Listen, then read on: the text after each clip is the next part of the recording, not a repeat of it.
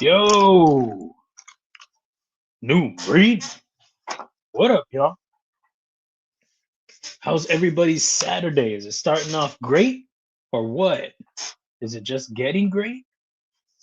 Hopefully, it's just staying great, you know? What are the pockets? What are the snacks? Y'all let me know. Excuse me. Ground Fog, what's up? Marco, yo. El Cap, what's up, man? Dropping the link for the new Breed EDC Wingspan Blems.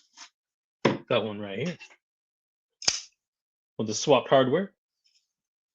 If y'all are interested, hit up that link.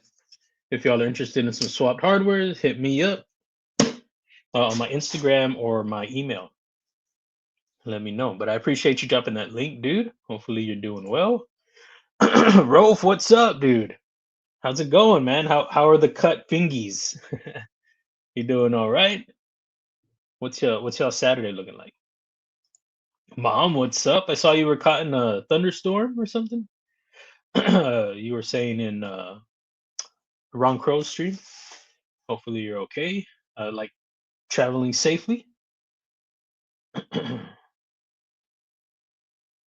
See what else. What else we got here? Oh, okay. Yeah, that's what I was hearing.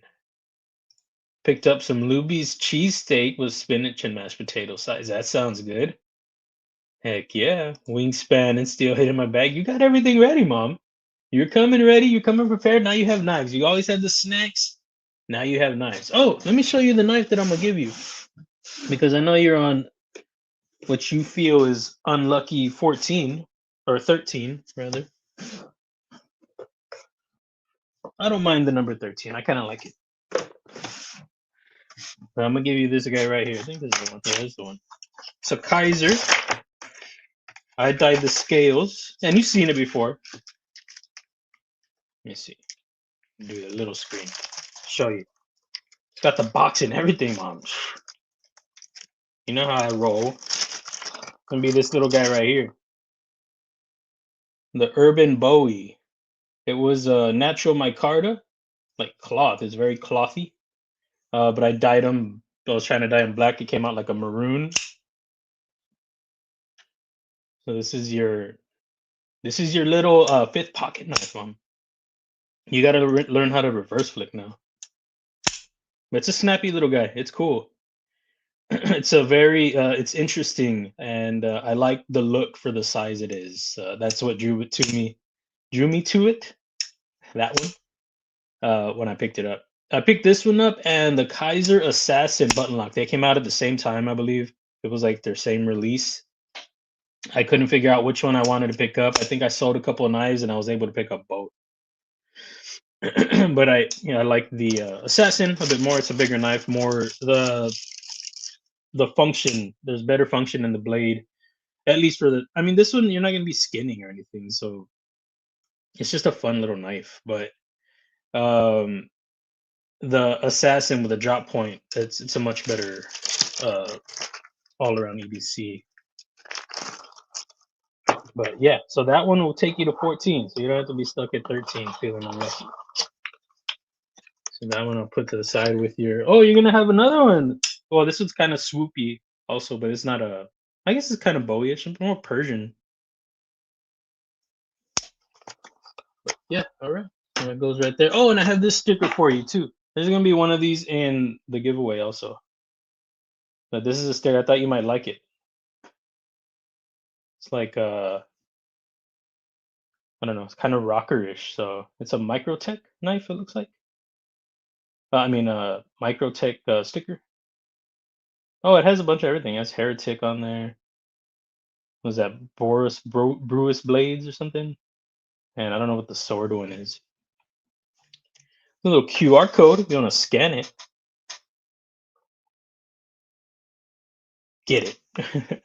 So yeah, that's a little sticker that I thought was cool. Also, something about the GAW today that's unfortunate. So I ordered two knives. Well, one is the own knife Octagon. It's a little crossbar utility blade. You know, you can change out the blade, the little razor blade thing. I got one of those and a Kizer. Unfortunately, uh, the O knife article is delayed. So it was supposed to be here yesterday. This came here, got here Thursday. So uh, that one unfortunately will be on Monday. Um, and yeah, so I'll show the Kizer a little later. If the member wants to choose, I mean that's up to them. But either way, the giveaway won't go out till Wednesday. So if you want to go for the other one, then you can do that. But we'll get to that later. But unfortunately, I won't be able to show it. I'll just show pictures or something. But I think those come in like a sealed box anyway. I think I know their flashlights do. So sorry about that. Amazon really screwed me over on that one. And then I want to talk about the Iron Striker in a little bit too. The Iron Striker. It's Iron Striker because it's a nickname for a bird, the Cooper's hawk, and they call it the blue darter sometimes, and a striker. And I just put iron in there, so it's Iron Striker. Iron Striker. There we go. Voice of flesh. Oh my, what's up, dude? Pocket Snacks, dude. How you doing? Chop everything in there. Let me know, bro. Kathleen Smith, the same. Samesies. LADT? What is that? I know what the other two things are. Baby carrots and peanut butter. Interesting. Well, no, I guess not. That is a thing. I forget. And that's cool. I never heard of what the baby. Wait, is that the one? Baby carrots? I know celery, but baby carrots makes even more sense because baby carrots are sweeter. Huh. Huh. I'm not a fan of carrots, really. Here's about mom's trials and tribulations from another life stream. Yeah, yeah, I know, man. That's how it is sometimes. Well, it's because she's in the live stream, so she's not just gonna randomly text me like, "Hey, I'm in the rain. I pulled over right now. I'm in the rain." The status report, mom. Status report. About to cook some chicken bratwursts. Oh, yes, yes. Save me a bite, bro, please. Brown is pretty hard to dye black. It usually gets more brown. Yeah, yeah. It got like a reddish brown. Yeah. But I mean, and I like the natural micarta too, but I wanted to try to get it black. This was early on. I think I dyed that at the same time I dyed my Kizer Converse. This one, and this one came out perfect. It came out exactly like I wanted it to. The one that I had issues with, or I guess two of them, forgot what the other one is a CJRB Echo. Is that what it's called? Echo? The Ray Laconico. That one I sent over to Kelly's Mishmash, I think. But that one came out bluish, and so did this one. So, but I think the dye was old or something. But you can see there's a big difference in the shade. Either that or the G10 is just different. Uh, like a different, it was maybe lighter because I left it in there a while, but it could have been expired red dye. Oh, crap! I always do that backwards. Number 13 will be at 14. Yeah, it is cool. Yeah, I dig it, man. It wasn't until later that I realized it wasn't as practical for me, but it's still a really cool knife. And like I like that. I've talked about it before when like a wild looking blade shape like that is in a smaller knife design. I don't know why. It's just I don't know. But it's snappy too, really snappy. Look at mom with the terminology for blades. I like that belly. Fred the Lug, what's up, dude? Hope you're great too, dude. It's good to see you, man. What are the pockets, dude? You got that heat, I'm pretty sure. That sticker is a very cool sticker, kind of zombie-ish. Yeah, yeah, I guess so. Yeah, a little bit. EDC Lifestyle as a retailer. Oh yeah, I did say that. Yeah, I caught that after I was reading everything. That was the, excuse me. That was the last thing I read. So I'm guessing that's probably their logo, the little sword thing. Oh, and it says it in the front of the card too. I just saw the .com. Duh. Reading, guys, reading. Do you also have an unbox? Oh, I do. Sorry, Kelly. I don't know if you're in here right now, but I forgot to message you yesterday that I picked this up. So we'll unbox this in a little bit. Also, Ron Crow. Shout out to Ron Crow. He sent over some stickies. Hell yeah. So there'll be one of each of those in the GAW also. One for each GAW. But yeah, I'll unbox that in a little bit. Sorry. Playing with the Katuo Usurper Sever design. The yeah. Today's snacking on salami and manchego cheese. Manchego cheese on a thin potato crisp. That sounds delicious. A little high for me, but sounds great. Sounds great. Bobo Schnoggins, what's up? How's it going, man? It's good to see you in here, man. I don't usually get you popping in. I'm glad you're here. What are the pockets, man? What are the snacks? Tell me then. Okay. All right. Um Pockets. My front right today. Front right was my Kizer Raze with the leather inlay. Non-removable on this one. The other ones you can swap the inlays, but this one is just stuffed in there and glued, I'm assuming. It's glued. And back left, nice little combo. Boker Apex. So I thought that was thought that'd be a cool combo to rock together. This is a really cool knife. A little guy. I would like to handle the big version, or the original, I guess.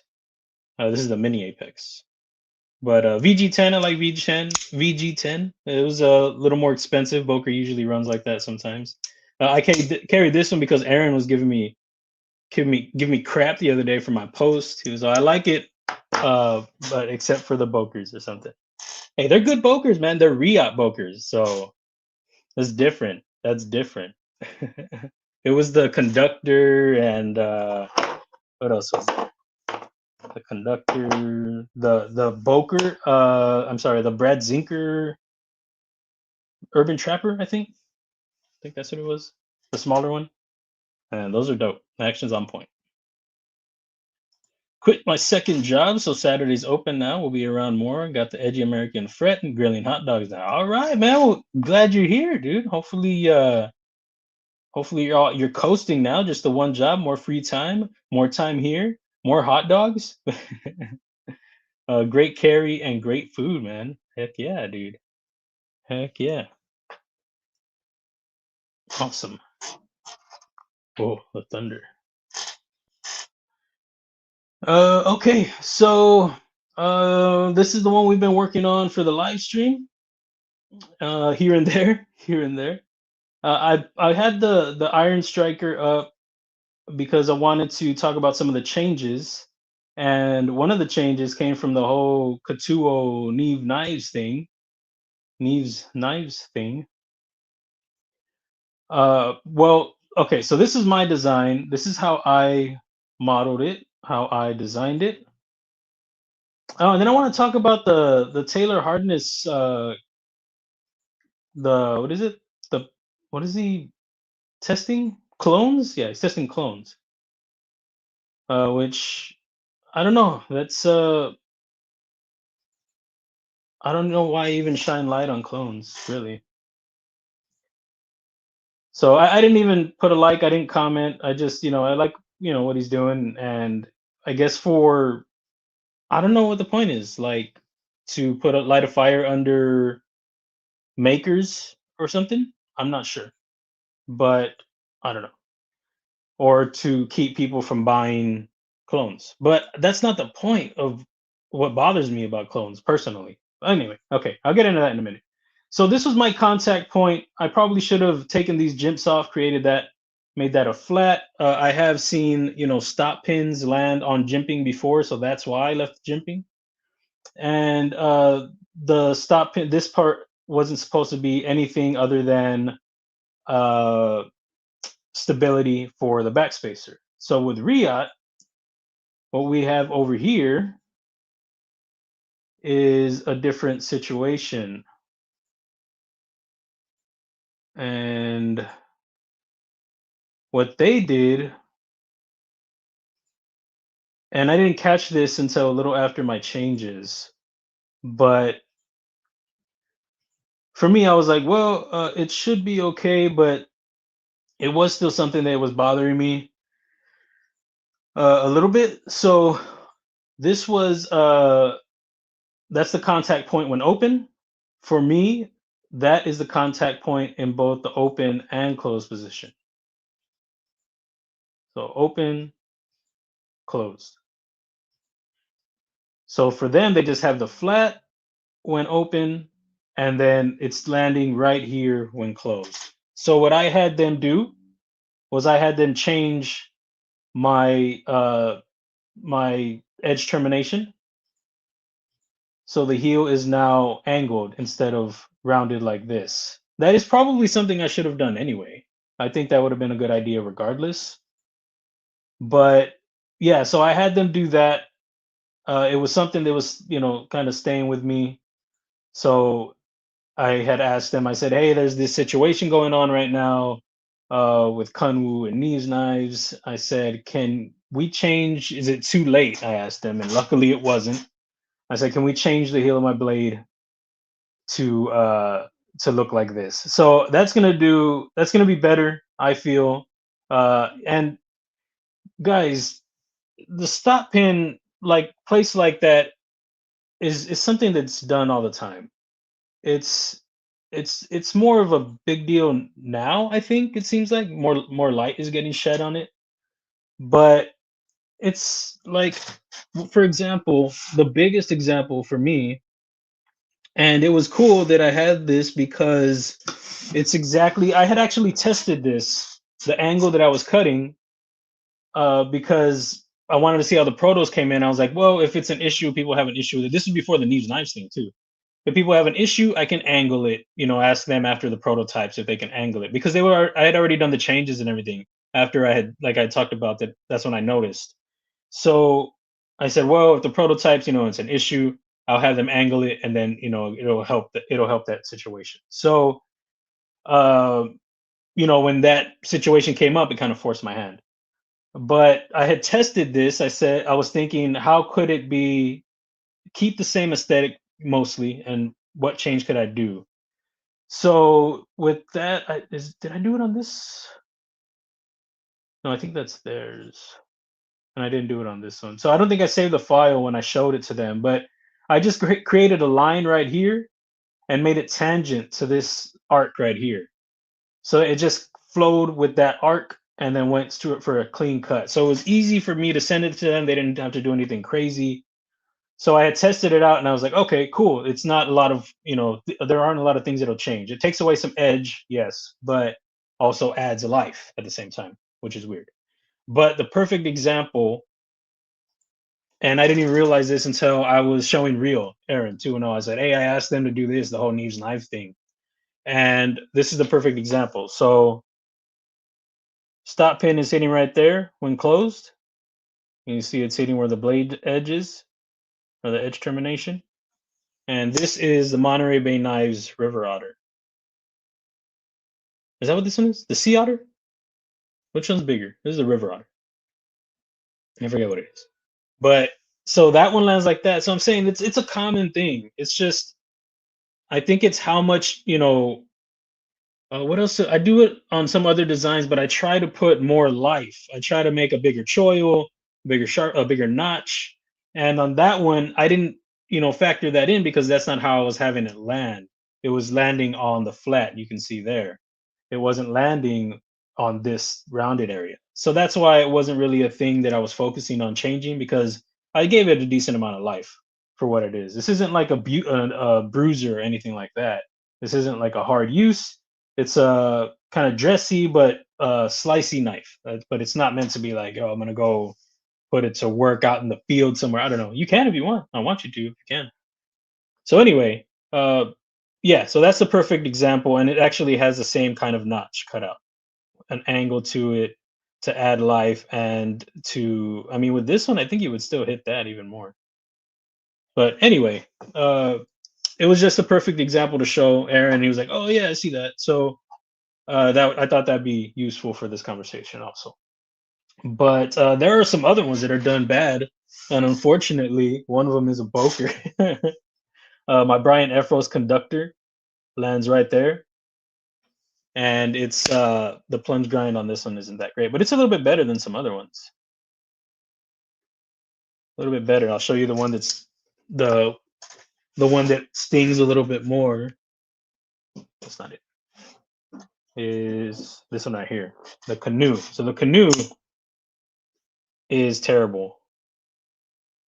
It's really right up there. You see where the shadow is, or the curve for the plunge. But the thing about the I don't know if y'all know this, on the Boker canoe, look at the stop pin. That is a good size stop pin for this little knife. This knife is built well, like it's built like a little tank. But yeah, it's a big stop pin for this size of knife, which is really cool. I've always thought that was interesting. Anyways, so I had them change that, and hopefully that puts some peace of mind for people. And it does for me, because like I said, it was bothering me some. And then when I saw the whole Kunwu thing, I was like, oh, sheesh. And F Kunwu, by the way, it's Sergio, that douchebag. That dude with his fake ass apology. What a lame. Yeah, I said it. Oh, is that? Oh, you're talking about subject. It's funny. I didn't even know you said that. Is that what we were talking about, like topic of conversation? Yeah, but I mean, but when there's like the one that was M390, or supposedly M390, then people are like, you see when people talk now. But the thing for me with that, for me, is the designing part. Now, for me, I design my own knives. I do the CAD modeling for my own knives. I take a lot of time to get my knife designs how I want them. I mean, I run into some issues on occasion, but that happens. But it's not only that, but I work with a lot of other designers, a lot of other brands that need work done, and I model that stuff for them. A lot of the times I figure out the internals for them. For the most part, I figure out like 95% of the time I'm figuring out internals for these designers. And the thing about that is that's a big part of the work. So if somebody's cloning, they already have everything figured out. Everything. They just get that and reverse engineer it. That's somebody's work. They didn't put any effort into figuring out, okay, where's the angle, what's the depth we're closing at, where's the stop pin landing, where's the detent ball in relation to that. All that stuff that you're trying to put together. Where's my hardware placement? Oh, is this gonna work? Is there enough material here? Is it too thin? Is it too thick? How does it feel in hand now? Oh, we tested everything. That's, it's handed on, served on a platter, and then they go because they have a following, they have a reputation, the brand that has this popular knife, and then they go and clone it. That's the thing. It's not the steel or how well it's made. Screw that. you know I was about to cuss like a right now. But that's the point. The designing, the process, the work, the effort that somebody put in to make that design, and then got the following from all the hard work they put in, which doesn't always happen. Sometimes they put out the design and it doesn't catch fire, but sometimes you get that one that does, and then they want to, get that money off of it when they didn't put any work in on that. You know what I mean? So that's the thing for me. I don't care about the steel or the hardness or how well it's made. It's the stuff that I did to get it to that point. If it were me, they haven't cloned anything of mine, luckily. So that's what gets me upset. I don't care about the steel. And then people want to be like, oh, there was somebody who was talking about their shaman, that, oh, I got this, I forgot what brand shaman, the knockoff shaman. And then I got another one, I got like 7. And that's what made me buy 2. I got one in Rex whatever, and this and that, and they're great. But I would not have bought it had I not tested it. Well, buy something else similar that's cheap. It really gets me upset. What's up, William Hornboston? Now I got to get caught up because I fell way behind. I thought I put my camera better, but it's not covering all my face. Oh, sorry guys. Give me a second, real quick. It'll give me time to calm down while I fix my level thing. There you go. All right. Rove with the silver and blue wingspan. Oh, nice. You got that one. Very, very cool. That one's fresh, dude. I dig it. TCal Agent 02 or O2 probably. Benchmade striker with ATS 34 steel, Japanese 154, munching on chicken sandwich. Good afternoon. Good afternoon to you, bro. Pockets are hot and I love a chicken sandwich, bro. I say the O2 because it's like Agent 007 and things like that. So I don't know, maybe it sounds cooler. Several I have several copies that are just fine. Not happy with that Amazon selling clones without knowledge, though. Yeah, it's it's just buy a cheap knife, bro. There are a lot of affordable. I mean, do what you want, of course. You know, whatever you want to do, just please try not to tell me about it. I mean, I know it's everybody's money. You can spend it how you want, but it's taking from other people. It's like it's just a slap in the face, like rowdy. And there are a lot of great. I buy them all the time. Do a lot of giveaways with affordable knives. They may be made by the same factory that does that, but this is a company. I mean, this is a knife design that's not copied. It doesn't look like something else. So that's at least they're being original. You know, and that there's no knowledge to the other people. That's yeah. That's like Blessed EDC. What's up? How's it going, man? Sorry about that. Jesse, what's going on, dude? Be shady. What's up, bro? Tapping in real quick. Oh, tapping quick before something else pops off. Money be flowing today. Oh, we get it, bro. Hell yeah, man. Happy to hear it, bro. Happy to hear it. Neil McKenzie. What's up, man? Pocket snacks. Drop them in there. Jesse, getting ready to roll right now. Ready to rock. Hey, yeah. Good for you, bro. Enjoy. Enjoy. Kelly's Mishmash. What's up? Brian and I were cutting our hair. Oh, okay, got you. I haven't. I forgot to message you. Sorry. I got the package. I'll be unboxing it in a little bit here, and I don't know if it came in one piece or what, but we'll find out. We'll all find out together. Oh yeah, cutting your hair is the worst. I mean, for that you got to go and shower up, and then you have hair everywhere and under your shirt, and then you take your shower, and then you get out, and then you find one that's all poking you under your shirt. It's like, man, all this work, and still. Bubble Schnoggins with a gifted membership. Thanks so much, dude. I appreciate you. And that went to William Hornbostel. Welcome, bro. Welcome, welcome. Thank you. Thank you, Bobo. Appreciate you. Heck yeah. Let me scroll back up here. Oh, I think I'm all caught up. That's cool.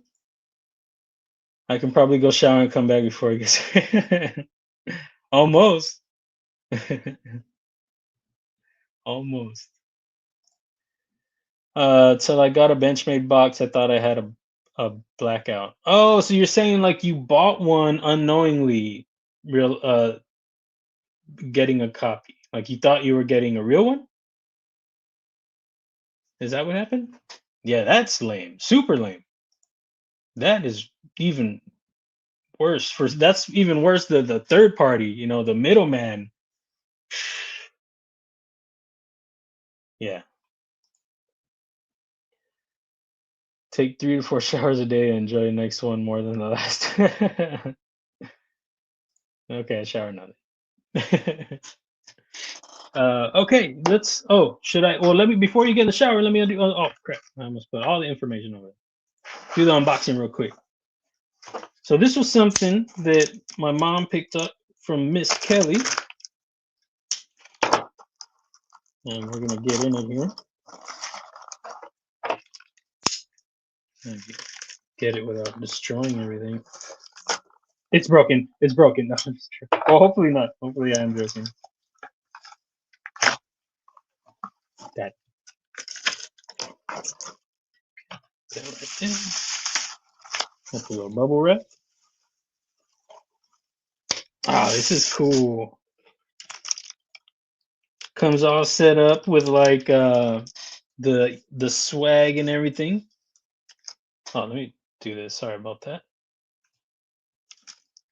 Comes all set up with some swag. There's a little paracord bead thing going on, a little lanyard with a bead, and she does her own work, so I'm sure she did that. You can put my mom's name on there.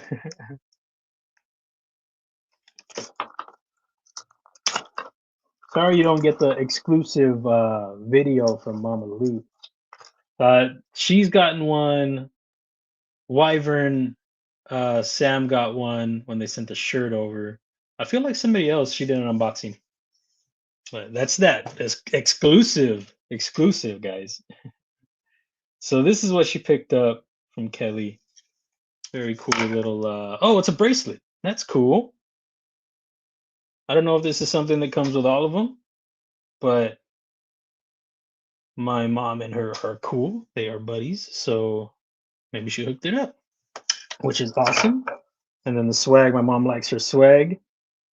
This might be something, I don't know, she can answer the questions in there if that's something she includes with these trays. I haven't even gotten to everything yet. She's got, oh, those are cool. Cool stickers right there. This guy, look at this guy. Yeah. And then these, I have some of these. I think I've given away all these. I'm not sure. Nice colors on these stickers. Dig that. And then this is the tray right here. Very cool. It's a little, I don't know, like a dump tray or maintenance tray, or I guess whatever you feel like using it for. Maybe you take pictures of your knives. You can put your knife in there and take a picture of it, or you take a picture of your pocket dump. Very cool, Kelly. That's awesome. So I'm sure my mom's gonna dig this. That's awesome. Nice smooth on the bottom. What's this pattern? How do you get this pattern? It's interesting. Is it like the fill lines or something? How do you do that? Is it like, do you have a tray, a plate that has this pattern on it? Never seen that before. And this finish is very smooth. Oh, do you print it upside down? No. Yeah, this is great. Very cool. So awesome. Make sure y'all check out Kelly. I'll drop her link right now to her YouTubes. And maybe she has some links over there with more information. Let me get it going right here. I don't know if I have your Instagram. I'm sorry. If I do, I'll drop that. No, I only have your YouTube. Sorry. So here's the YouTube right here. Hopefully you have the links to your Instas. If you don't, you should probably consider doing that, because that's helpful. But very awesome. My mom's gonna dig that a lot, and I dig that a lot too. Very, very cool. So make sure y'all check it out. If y'all are interested, hit her up, guys. I can get your link right now actually for your Instas. Go over here. It's just a little bit of a trip right now, but no biggie.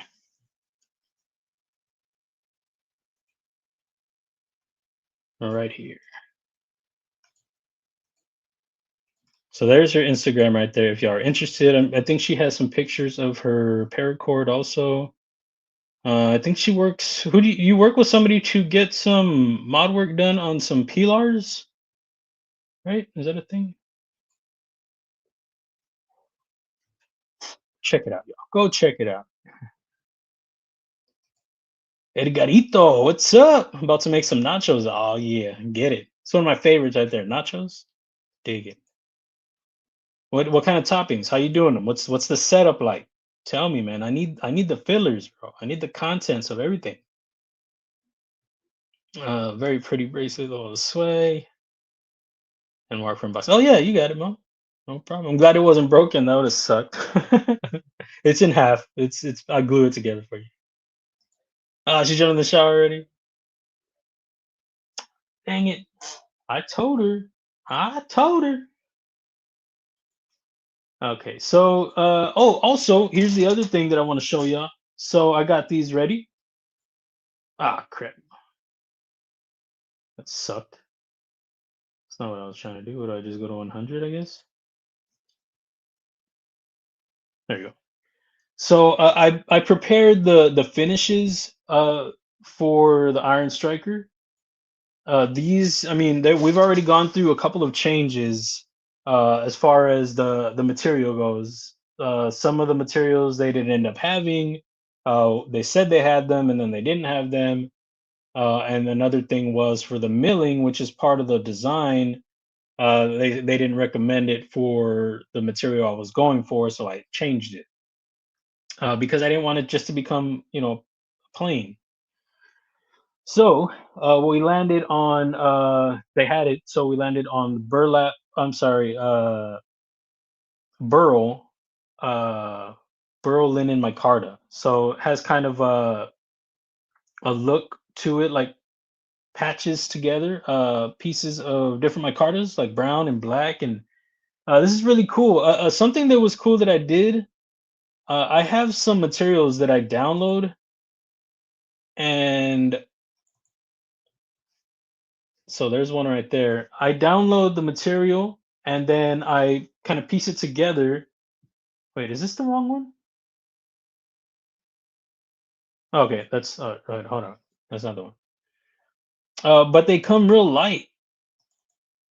So this is the original, and you see how light that is?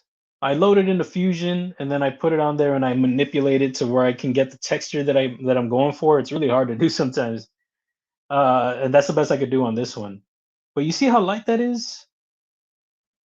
And I can only manipulate it so much since it's not a fusion material. I can't make it darker as easily as some of the other ones I can as that it offers. So I have to use a base material from Fusion and then put that layered over the existing material to create this one. So what I did was I sent these to my phone, not these, but the material, the little like a I don't know, almost like a cutout, I guess, like a sheet, a fake sheet, a picture, but of an actual sheet. And anyway, I sent it to myself and I made it darker with my pictures, and then I sent it back to my laptop, and then it came out a lot better. So yeah, that was a really cool thing. I did that with all the materials that I have, and that's going to be awesome for whenever I'm doing renders. They're going to look a lot better. So this is one version right here. It's going to be black titanium with the burl linen micarta. The Berlin and micarta pivot collars. And then we're gonna have bead blast. I think it's just bead blast. Bead blast, same material. This one, I don't know. I'll see what it looks like when it comes in. I may change it, but I'm not sure what to. I was looking at blue rich light the other day. That would have been cool. Um, so we'll see. Then there is this one right here. This one I did take the milling off because I want to use shred carbon fiber. I was supposed to be on the wingspan, and that didn't happen. I really like the look of shredded carbon fiber, so I did that. It's going to be a bead blast tumble on the frame and the hardware with satin flats and stone wash on the grind. So I did have them take the milling off of that one, so that one will be without milling. And I like the look. I thought the stone wash would match the uh the shred carbon fiber because it kind of has a shimmer to it, like sparkles in the in the shred. So I thought that would play well off of that. And then this one was one that just changed recently. It was supposed to be Riot has a model or a couple of models where they have like it's layers of colors in the micarta, like it's black with green. So when they do milling out of the black micarta, it exposes a little green layer. So that's what I was supposed to have. It was a black and green micarta, but they told me yesterday. No, the day before yesterday. No, it might have been yesterday. I think it was yesterday that they didn't have it in stock anymore. So so I had to go back and figure out what material I wanted to go with. They said they had black and green available, and it wasn't a bad choice because that was something I was considering anyway. Because I really like the micarta they use, especially the green and the black. So what I ended up going with, I went with black. So it's gonna be a black micarta with a dark blast tumble, something like that. So it'll be a dark frame and then it's going to be a stonewash blade. So those are going to be the variants. The only one that may change, but I'm not for sure on, is going to be this version right here. Both of the burl linen micartas are going to be belt satin hollows, and the other two, the satin flats and stonewash on the flat on the hollow grind, and then this one just a stonewash hollow. So this one came out really nice. I really like the look of this. I think that one's going to be pretty good looking. I don't know. I like them all, but this one is the one that's up in the air for me.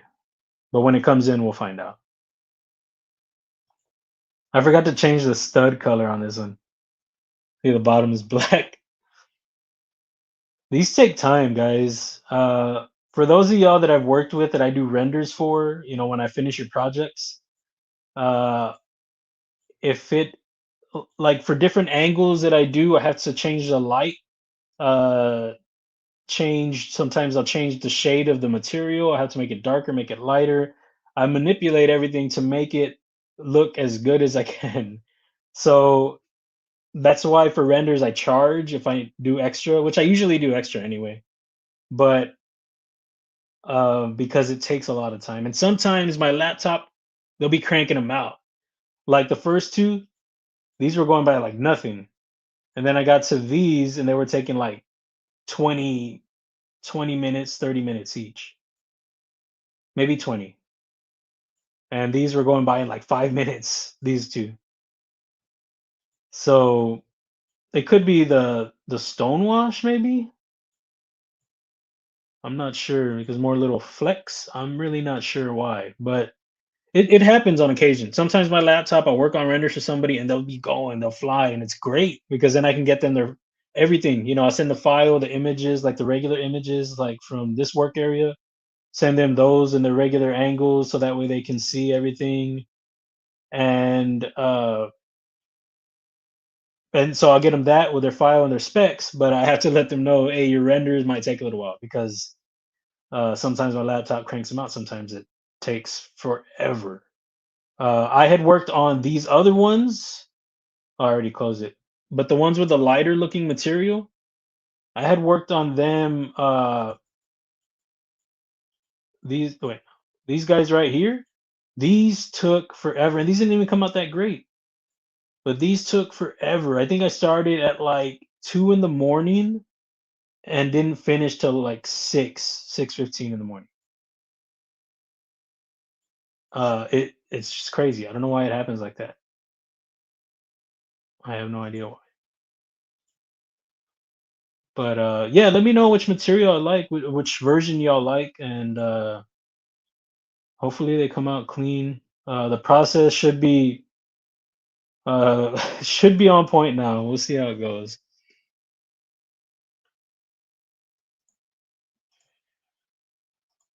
Corn chips, cheddar, corn. Okay, do me for a loop there. Ground beef and jalapenos. I still eat it. I like corn. That's interesting though. That is the wild card in that topping there. I'm down for it though.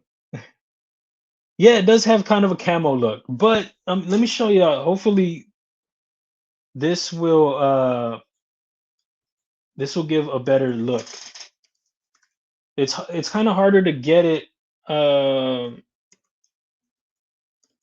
with CAD because I can only manipulate the appearance so much. So it should look something like this.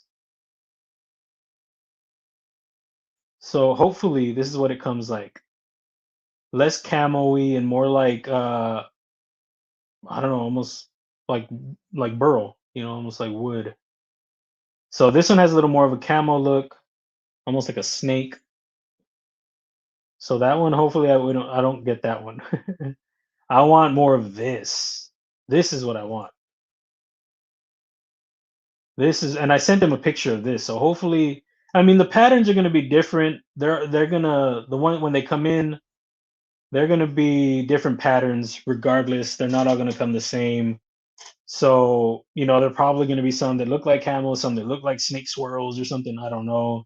But hopefully, a majority look like this. And a good thing too to see is that this is in the material, the finishes that I'm going for. Other than the blade looks like a bead blast or something. What is this? Oh, it's a satin. It looks like bead blast. So this would be a good way to see what the combination of materials looks like with the satin. So not bad. In a render, it's a little bit harder to see, at least the way I did it. Oh, it has a stonewash flat. Look at that. I mean, not flat, grind. So that's a good example of what it could look like. So that's cool. That gets me, feeling a little bit better about it.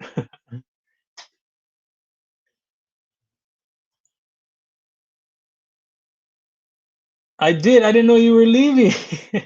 I said like as soon as you typed that. I think it was like a minute after you typed it. No, it's not broken.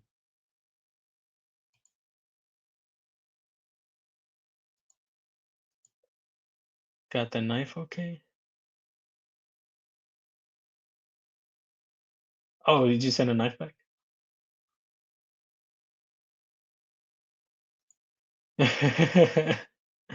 Sorry about that. I didn't realize you were leaving right away. I was trying to catch you.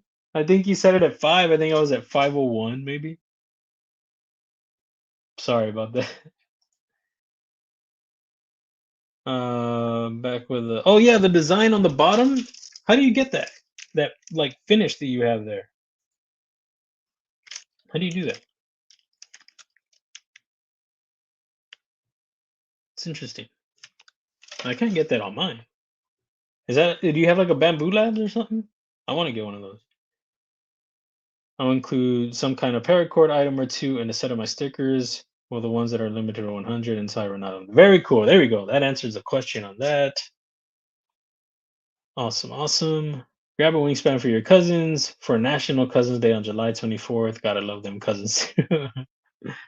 Cousins are people too. Yeah, that is, I mean, yeah. Buy your cousin a wingspan. Do it. Excuse me. Sorry. Please do. Please do. Uh, Dump tray, aka knife takedown tray, parts to keep in tray, whatever you want to use it as. The back of the tray was an actual plate with that pattern. The other side of the plate is like a carbon. Oh, okay, that's cool. Carbon fiber look. That's awesome. I've never seen that. One thing that I discovered that changed my life for my printing, but I got to get a new one now because I keep jacking it up. I think I need a because I've moved my Ender 3v2 several times, so I probably I've thrown it off a little bit from the assembled it because you've got to assemble that one. I don't know what it's like now when you get them, but mine's like 2 3 years old. It came brand new, but still. So maybe I shifted it a little bit. So sometimes when I print things, uh, or maybe when I started printing again, I don't know. Anyway, it was really getting on that plate pretty hard. So I think I got to get another one. But anyway, it's the magnet ones that are bendy. Oh man, that changed everything. That was really helpful for me. Yeah, you got it. You got it. My next new breed, hurry up. Yeah, I know, man. I know. It sucks that I mean, I have my license designs, which is cool. That's something that because I have a lot of designs that just sit there, and I can't do them all, at least not right now. And so instead of just having them sit there, the ones that I feel like okay, I can do with that one being under another brand with the name still. Uh, the license designs are a good way to keep the new breed designs flowing. But as far as under new breed EDC, it's been like a design a year, which is not what I'm going for, but that's the case right now. So hopefully it can get to a point where they'll be flowing one after another. But we'll see. But Devo's doing great with that. They're really clicking on all cylinders. Casey's gotten there too, just putting stuff out, and that's really awesome. So I need to make sure I get that locked down and put some designs out quicker for sure. Snapmaker U1. I've never heard of that. Never heard of that. What's up, Miranda Keith? How's it going? What are the pockets? What are the snacks?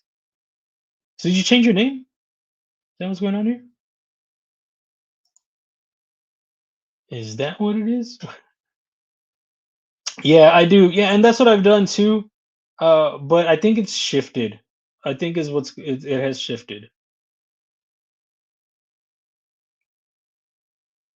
But yeah, I recalibrated. I know this last time I did, I forgot what I was printing, but I think I was trying to what did I do? I think I was swapping back to the old plate, forgetting that I had put a magnet. Like when you get the magnet one, it comes with another layer. It comes with another layer. And I didn't realize that I had that because it was so long ago that I put it on.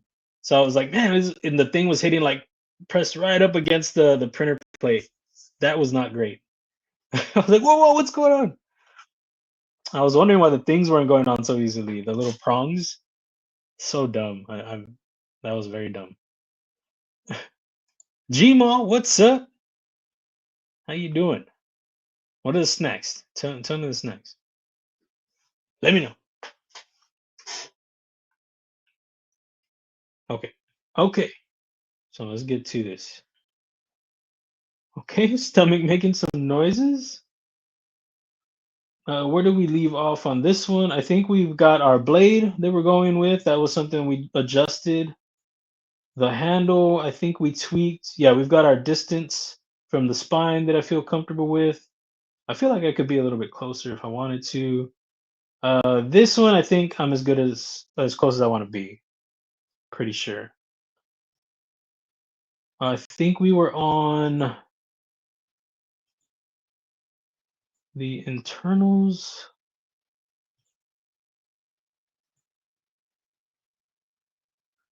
Somewhere. Oh, okay, yeah, I had to change the front part of the frame to get this detent hole tucked in, and we ended up doing that. I think that's what we worked on last stream. We got this all cleaned up to where I'm outside of the detent hole and where the front part of the frame looked pretty good. Looks like something I can get behind. But for when I first adjusted it, it needed some work, it needed some tweaking, and I like what we came out with. And I think that'll be fine. Right now it's really plain Jane, so still looks a bit rough, but once it's cleaned up, it'll look a lot better, start coming together more for sure. So let's go back in here and we'll see what else we're working on. So I don't remember, guys. I don't know if this is design number 5 for the live stream. So we got the Steelhead, El Fafo, the Timberwolf we just finished. I feel like there's another 1 or 2. Oh yeah, the BFB. This one was live. The blue-footed booby, aka the Sula. This was one of the live stream designs. I don't think I have the other ones. Oh yeah, the Timberwolf is printed right here. So the Timberwolf was a live stream design. Timberwolf, and then the Steelhead is already a design that's released. That was the very first live stream design. That was cool. It was awesome to get that one licensed. And I don't think I have a printout of the El Fafo. That was named by Elcat. but yeah, so I think this is number 4, number 5 then. I mean, number 5 or number 6 then, because we've done 4. Sweet Chili Doritos, MSI, Corgi V, a Nip L, and BSF Montley, and Lil Shit. What is that? What is that? What do you got going on there? Angel was talking about the sweet chili Doritos. I don't know if she said she hasn't tried them yet because we were munching on some Doritos yesterday, and she was like, because I really like the spicier nacho they used to have a spicier nacho, now they're just spicy nacho. Really like those, and she was like, yeah, these are my favorite. She was like, but I haven't tried the sweet chili. I think that's what she said. But nice pockets and nice snack. And I don't know what that last one is. Let me know. Metal Relic Art, what's up, dude? What are the pockets? What are the snacks, bro? Any new projects? Tell us, bro. Tell us. Snapmaker U1 is new. I think newer printers already have the magnetic base for the plates to get a solid attachment. If that's what you were talking about, so the actual build plate sticks to it. No, no, that's cool. Well, yeah, no, it has the magnet thing, but the plate is flimsy, so you can remove the plate and you can snap it off, which is so much better than the way I was doing it before. Such a pain. And I could never get my plate to the right temperature to where it would just stick on its own. I used to always have to use I was getting Aquanet. Couldn't find Aquanet anymore. So I used Tresemme. It's expensive, but it works. But yeah, I struggle getting my plate the right temperature. Was going to take a video of me flicking the steelhead in the thunderstorm, but I was afraid the wind was going to sweep it out of my hand. Okay, some strong wind, I guess. Burning Stable's Forge, Montley, and his smallest knife. Oh, okay, so those are all his. Got you. I've never seen those. I gotta go check them out. Uh, I wonder how he came up with that name. He's just like, you know what? I'm just gonna roll with this. We're rolling with this name. Let's see where we land at. We're on 20 degrees for, let me take all those sketch lines out of there. So this would be where our angle is to get onto the detent ball. That's not bad. That is not bad. Yeah. I always try to aim for like 15, but it wasn't until recently where I was like, you know what, 20 is doable. 20 is good. But I'm always trying to be like, I want to drop it at 5. We're dropping it at 5, guys. And I don't know. I like to get an early one. I think the most that I usually get is like 15. I think. I don't know if I've ever gotten earlier than that. I'm not sure. But 15 is a mark that I've hit several times before. But on this one it'll be 20, which is fine. Like I said, it'll work. It's not until like this when it gets like this point right here, like that's too late for me. If it takes time for me to fix that, that's what I'm gonna do. Like if I can only get that degree for my knife, I had to go back and rethink what I'm doing internally. Like I had to change my deployments or something like that because that's too late. I just can't do that. Not for me. I have designs that are like that I really like. But if I can control, my designs, which of course I can control. So if I can change things, or if I'm gonna change them, because that's way too late for me.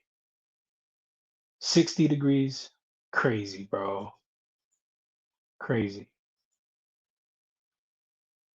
You have to wait till it's closed for it to drop. I don't know. In the closed position, it really drops. That's when you get past the D10 ball.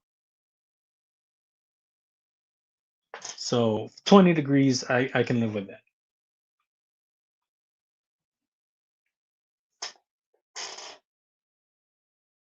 Oops, clicking wrong stuff. So we've already got our cutout too for the internals, and I think one thing that I was debating was the front flipper. Am I staying with that or not? It's kind of got a Clydesdale front flipper. Excuse me, it's not bad. All right, and then this is also, huh? This, oh, okay, 0.482. So from some stuff that I've measured, like 0.65, I think is what it is. Let me see. Yeah, 0.65 millimeters is the distance that I've measured as far as a cutout for an internal being where the distance from the detent hole to the cutout. That's what I've measured before. So for 0.65, like I haven't gone through and measured all of my knives with the detent holes with internal stop pins. I haven't done that. Just maybe two or something like that. So from those, that's the distance that I've been keeping. It's roughly like 0.65 millimeter distance. So I try not to go below that because that's what I know can actually function in a knife design. So 0.482 is not good enough for me. So I am going to do the stop pin track is going to be in the frame, and you can see we've got enough distance from the front part of the frame or the shoulder, I guess, of the frame to the track. So I'm comfortable with that. Even with that, as long as your stopping points are good, like if you have enough material here and here, you can have your detent, your stop pin, sorry, your stop pin gliding along this part of the frame. And I'll show you what I mean. I'll give you an example. This is one of my favorite designs, guys. It's one of my favorites. Oh, what is this? Oh, I had a little baggie out of there. The Wee Knife Schism. So this one you can see right there. The stop pin rides that area. If I can get it, it was a nice detent on here. Stop pin rides that area right there, and then tucks back in. So I believe Dylan Mallory Designs. This is something that he's done on a couple of his designs. I think it might be on the H2O. I'm not sure, but so that's something that you can get away with if you run out of space up here. I mean, you don't want it to stick out or anything, but it can ride along the frame. See, it's not sticking out, but it's riding along the frame. So you can do that. Just where you need to worry about it the most is going to be the contact points when open and closed. So then you have enough structure, enough stability right there, then you're good over here. But for this case, it doesn't matter. We've got enough material anyway. But the Wee Knife Schism, guys, yeah, it's a nice little guy. It's cool, snappy. It's one of my favorites. It's not for everybody, but it's for me, and that's all that matters. My pockets, in my pockets, super thin, slicey. Gosh, dang, look how thin that is. Crazy. That's really thin. The other one one of my thinnest knives is my Johann van der Wall. Super thin, also. Look at that. Not as thin as the Schism, but really thin.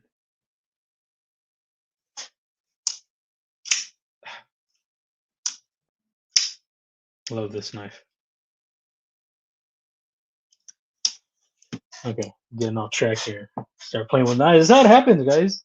Start bringing out all the knives, and at the end of the stream, I have knives everywhere. Like I already have all these knives, my pockets, and then I'm showing the conductor, and then I show these knives, show the Monterey Bay knives. Yeah, it's a lot of stuff. Who we got? Dwight, what's up, dude? How's it going? Just dropping in to support. I appreciate you, dude. Hopefully you're having a great Saturday, man. Hopefully there's a good meal ready to roll, a great movie. Hell yeah, man. Hey, what's up with the reviews? What's going on? Have they landed yet? The maybe not reviews, I guess, but 'cause I think you sent them all like oh you only sent one, right? Was it one? Or do you have variants? Well anyway, did they already arrive to I think what, Neves? Neves knives? Let me know, bro. I'm excited. Hell yeah. Jason Shive, what's up, man? How's it going? Just heading to the laundromat and the convenience store to get some banging snacks. Oh, dude. Let me know what you pick up, dude. Let me know. What are the pockets like, dude? Come on, bro. Almost on point.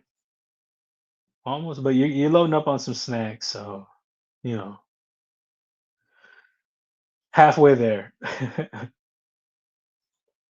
All right. So with the stop pin track or the stop pin even, I mean it can vary, but what I used to go a millimeter deep and I changed that. I go 1.5 millimeter.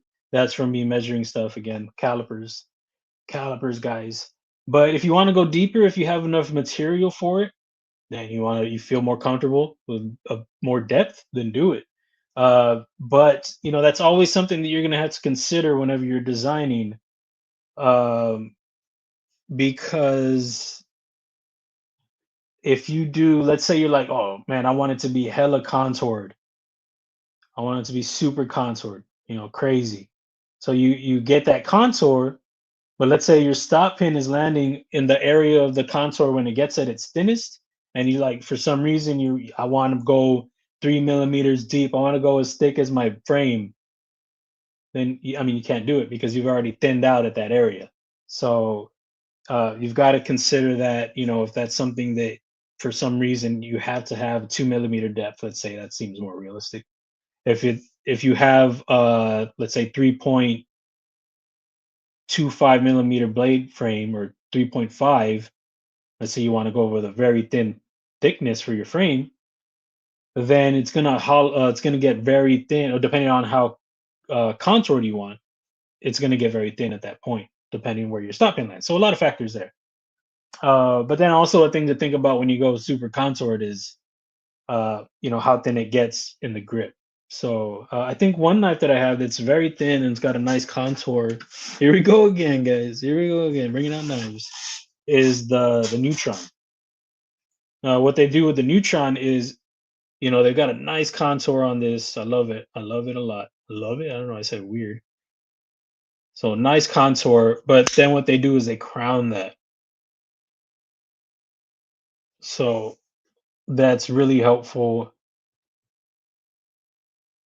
when it goes that thin on the frame. So the crown is it's right here, which is great because that's where you're going to put a lot of grip. The only thing about it is that the inside is a little bit sharp, nothing crazy, but you do feel it some if you're bearing down.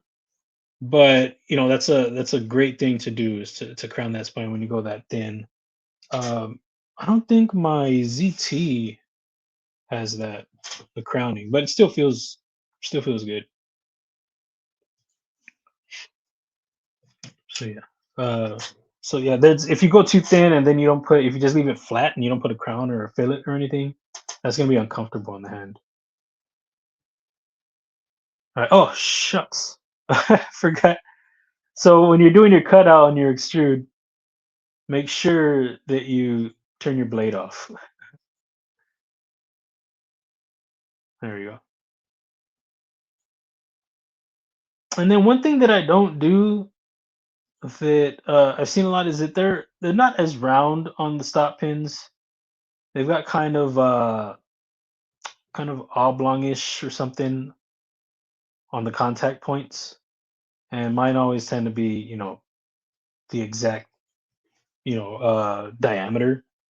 But I'm sure it helps for when it knocks into place. It helps in the release point because if it gets in there, it's gonna be harder to get out of it. I imagine. So it really snugs up. So I really got to start working on that, implementing that in my modeling. It's just something that I've seen on. I don't think I've seen that on all designs.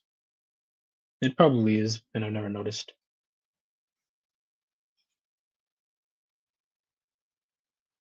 Um, but of course, if the stop pin track is just laid in the blade, then that's no. I guess it'd be the same thing. All right. Another thing that we're gonna do here is no, not that. Guess I'll just do it on this side.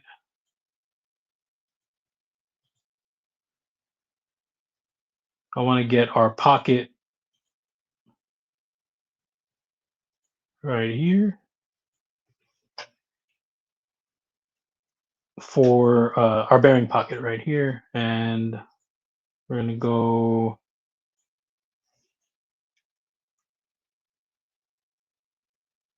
Hey, what happened?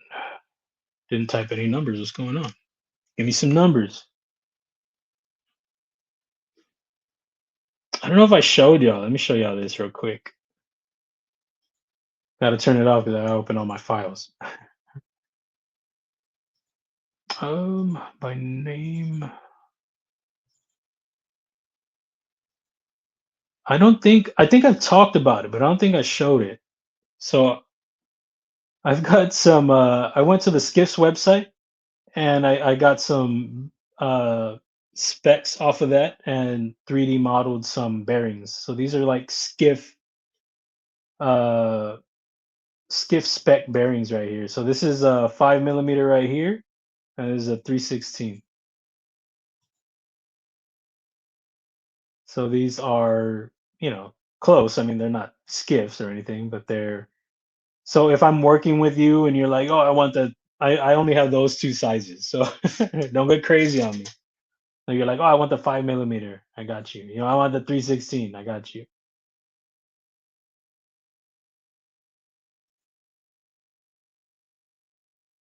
I put that in the pocket in right now on the frame so that when I go to mirror it, it's already in there along with the stop pin track.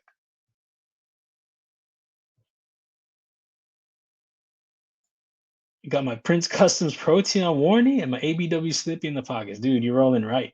You are rolling right, dude. I am not mad at any of that. Love it. Hell yeah. Finally back on the road, going into lurking mode. All right. Be safe on your trip. Appreciate you. I just put together my test prints with changes. They went really well. Picking up the color variants tomorrow. So hopefully this is the last delay. Yes. One is going to Jared, Lefty, and Tomas. Oh, so you were waiting to do your prints first. Got you. Awesome, dude. Awesome. Yeah, that's gonna be cool. I don't know if I've considered doing that. I think I considered sending prototype prints of stuff that I'm working on. I've considered that. Excuse me, but never one with changes made already. I think with the wingspan, I think those are already out before I had the changes I wanted to do. I think I put them on the website, and then I think I messaged the reviewers, like, hey, I'm gonna be changing this, but the Clydesdale, that one would have been the one that would have been the most noticeable in a printout, but I didn't think to do that. But that's cool, man. Hell yeah.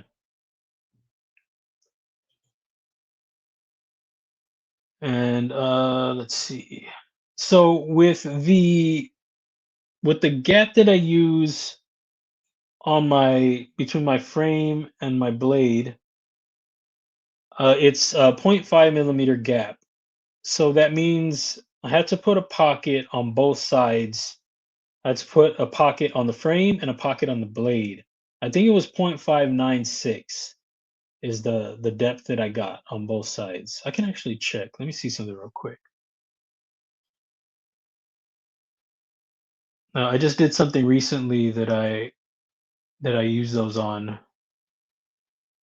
because I had some made, but I didn't. I just they were just bearings that I designed myself, and I wanted something that was a little more dependable and more real. So with the I mean, if you what I could change would is the gap, but I mean, I think I like uh the tightness of that. And that thickness, the gap that I got that from Courtly Fabrications, or it's prototypical, formerly known as Courtly Fabrications. That's where I first learned to design a folding knife. He did 0.5 millimeter gap, so that's what I stuck with. Sorry, give me 1 second.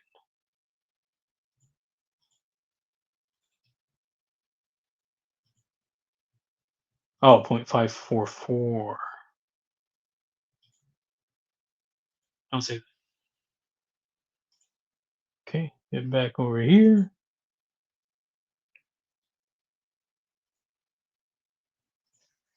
But yeah, I thought it'd be cool to model that. And that was a fun little project for myself, just to see how they'd come out, you know.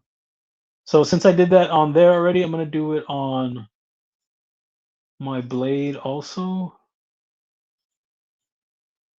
It's a lot of little things, guys, that well, I mean, of course, if you're modeling your design and you want it to be, as real as possible as, like if somebody went and took it to their machine, like a CNC machine, you want it to come out like it's supposed to. But oh, okay, I don't know what I did there. But you are gonna want to. There are some other details too that. Oh crap! Gotta go back. I don't know why it does that. All right, let's do this again. Other little details that you can think to add, and it comes with designing. Um, the practice and just repetition, and then you start picking up on smaller things that you didn't catch before. Another thing that's been super helpful for me is the files that I get back from companies, because they do this, they've been doing this, they do a great job at their modeling or their CNC machining. They do great clean work. So with that, whenever I've worked on a project and they do their file and then they send theirs for my approval, I go through and I look at that and I'm like, okay, how close is it to mine? Where did I miss the mark? What can I implement in my designing to get that realism, to get to where it's actually gonna translate, to where they look at it, and then the next time they reach back or they come back with their file for my approval, there's not much change, which is happening more and more often the more that I work on stuff. And a lot of that has been, for me, measuring things, uh, looking at knives that I'm working on, like different, if I'm trying a different stop pin or whatever, like, okay, is this doable? Can I have this amount of material? A lot of research, but then also getting their files and me being able to compare them with mine and see, okay, what did I miss? There was a file that was sent to me recently for a project that I worked on for somebody, and that one was a crazy. There was something internally that I had to figure out to make work, and I was like, I don't know, this is a concept. What do you think? And they were like, yeah, I think looks good. Looks like I appreciate you figuring it out. I was like, hey, hopefully it works, because it was really cool and it's a really great idea. And so they sent me the file and it looks like it's a possibility at least. So that was really great. And but with that, I was trying something new, and I saw what they did. There were some little things here and there that I was like, okay, I should have done this. Just small details for like a milling pattern, uh, like for rounding in a certain area where I missed it, where I should have been like, oh yeah, that makes sense to round that there, and I had it squared off or angled. So just little things that I missed, but I think the big part of that, I did try to touch up areas to where it would work, but there were some that I missed the mark on, and then part of that was me just trying to figure out how to make it work. But it was such a fun project. It was trying, trying to figure that out was a big thing. But what we came out with, and then to see the file come back with little changes, just some little things here and there, but with the idea, like it could be a thing. That was really fun to see. But that's super helpful all the time, just seeing those files, um, and then just being able to implement that for my next project. And then they just get, the more and more I do that, the more I try to look at the details and compare them to mine, the more I'm able to put into mine, and then I have them come back with less changes. It's really helpful. It's putting me in a great position to where when I get able to get when I'm able to get machines and CNC in the mill or whatever, I've already got the knowledge that it's prepped the right way, just plug in and go, you know what I mean? It's taken a lot to get to that point, but getting closer each time. Who's Tomas? Oh, Tomas. Oh, dude, that's cool. Tactical Tavern? Dude, that's sick, bro. That's like the best one of the three. I think for that type of knife, it's gonna be Tomas, Jared, and then Lefty. Lefty's just gonna appreciate the coolness, I think. But yeah, Jared, he's touched and dabbled in some of that, and I mean, he's developed the skill in it, but I don't know you know how well like if it was him against Tomas, it's not gonna work. Another one, I don't know if told you about Bob DeMarco, dude. Hopefully he's on your list. Bob DeMarco, that'd be a great guy to get that knife to, for sure, man. Caleb, my bad. I think I clicked on you. What's up, bro? I was lurking in your stream. I forgot when it was. I didn't look for very long though. But yeah, man, what's up, dude? How's it going? What are the pockets? What are the snacks? Dwayne Letterman, same, bro. Tell me. Tell me what's up.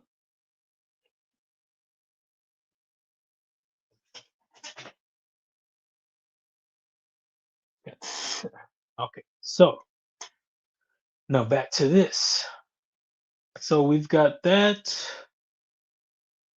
and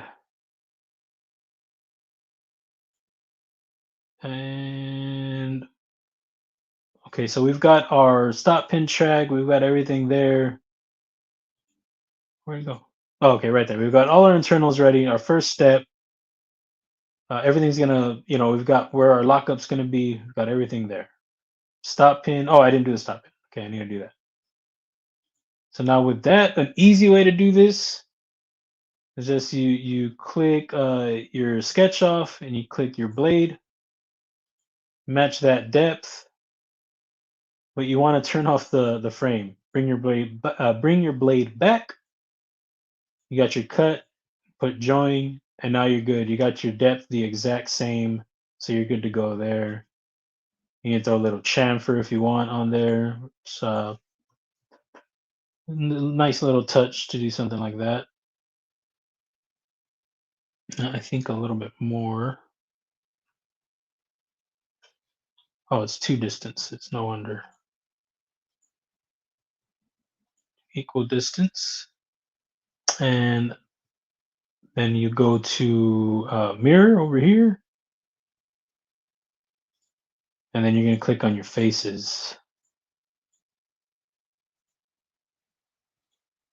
Another way you could do it is you make that a body, and then you attach it to the frame, and then you mirror that body, and then you attach it to the frame. If I do features, it might work. Let me see. Let's go. No, it's not gonna work. Oh, because I'm doing the wrong thing. Ooh. No, it's just gonna click on that. Oh, because that's the chamfer. That makes sense. So anyway, click on each piece. Okay, what did I mess up? Faces, piece, piece, piece. And then you want to click on this plane this way. And now you got your stop pin both sides.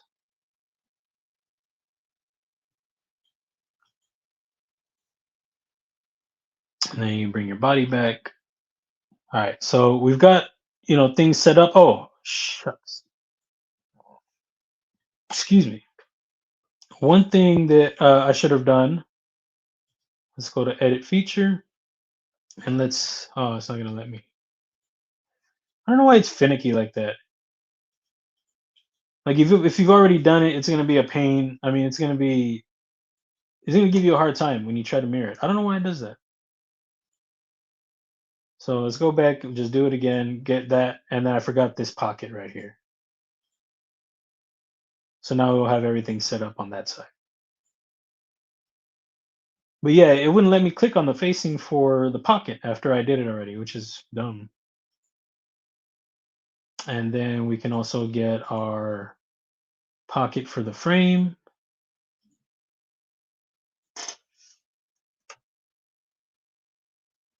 Finish the sketch on there. Extrude. How thin did I make this? 3.8. Got it. 1.5 on the depth. And it seems like a lot, but that is how it is.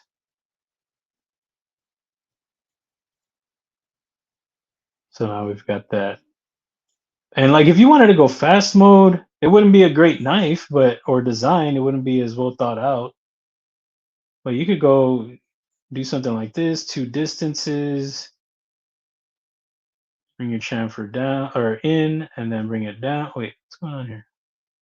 Oh, I see what's going on. Ooh, is it this guy over here? No, I think it's that sharp angle over there.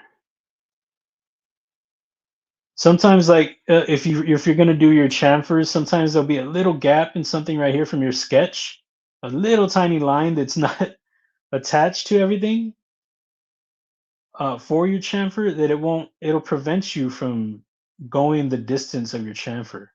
Just lame.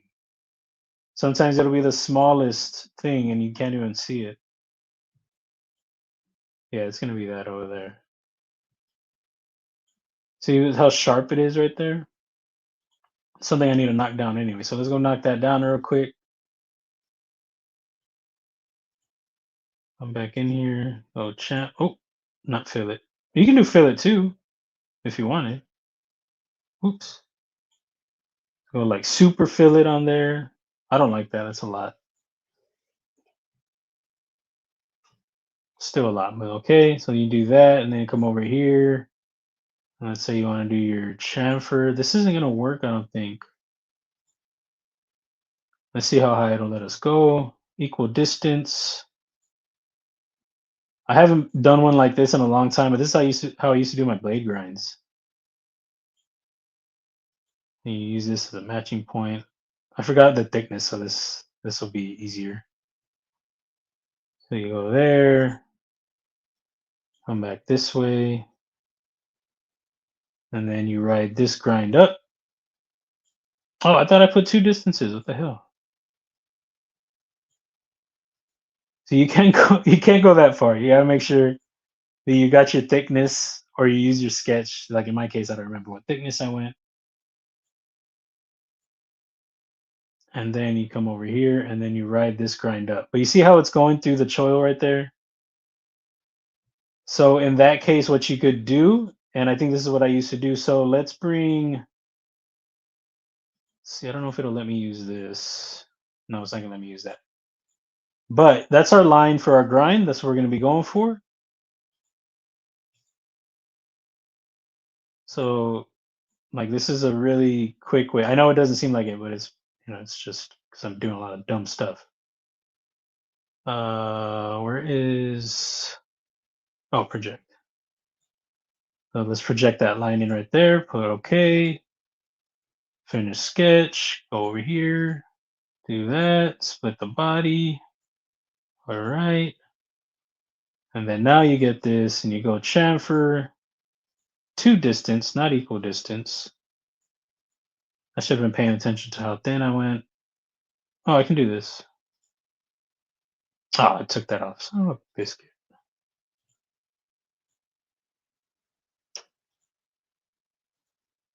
It would have been quicker if I just did the sketch. So 2.5 millimeter blade stock. I'll go back to chamfer. This was supposed to be quick. It still is, considering. You see, and I still did the same thing, dummy. And you come back this way. Since now we split the body, when you ride this grind up, you're gonna be all good. The thing that I should have done though, I should bring this back some. To because we're gonna need to do our edge. So let's go 1.1. Click OK.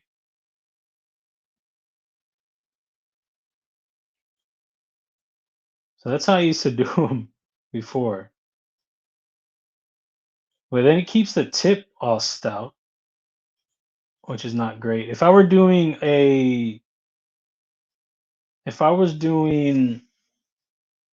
a warning, you could easily do a flat grind on a warning. easily. You just ride that grind all the way up. It's going to be thin, the same thinness because it's just a flat straight line. Ride that all the way up, and you're good. But yeah, I used to do it like this, and then you go back, and then you attach it, and now you got your blade grind. But again, it's you got a thicker tip over here because the way I rolled the grind all the way up. So you have to do it in two parts, really. Like if you did a chamfer, see, it's been so long, man. That's crazy. So you do your chamfer here,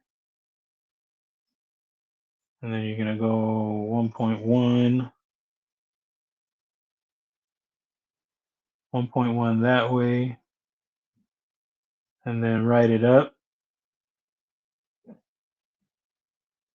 And then let's see how much it lets me do on the other side. Go back to chamfer. And see, I don't know what depth it'll let me do that way. So it makes like a Chris Reeve tip, maybe. Yeah, it still doesn't work out quite like it just doesn't work. This was part of the process for me early on, uh, because I was trying to learn how to design in CAD, trying to learn CAD, trying to figure out how to get the tips from being so thick.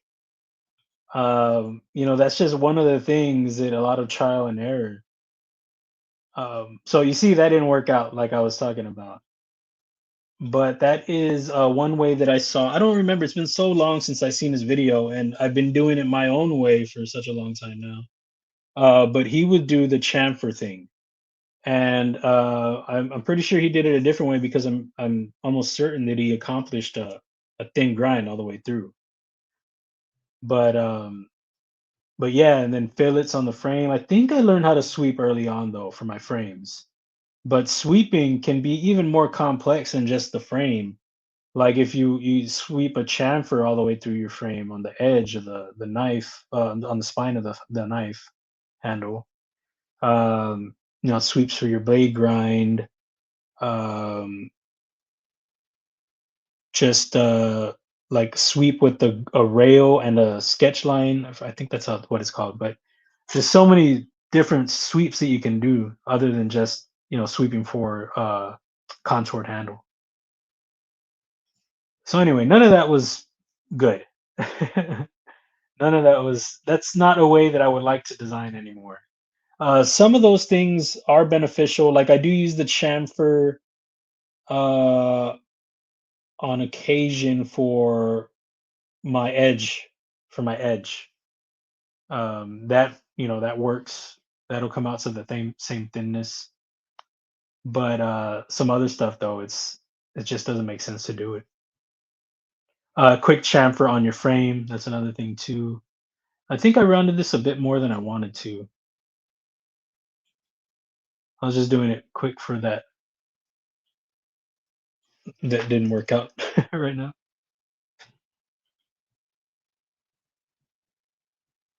Yeah, I think like that.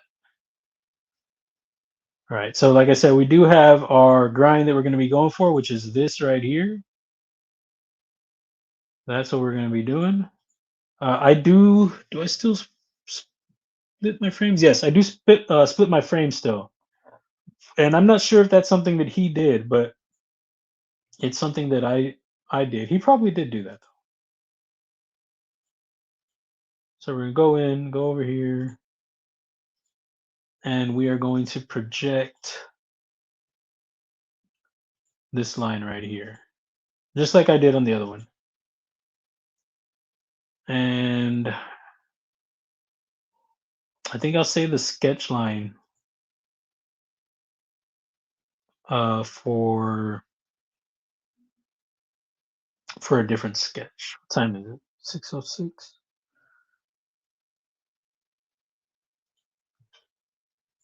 See, I gotta start showing some of this stuff in a minute.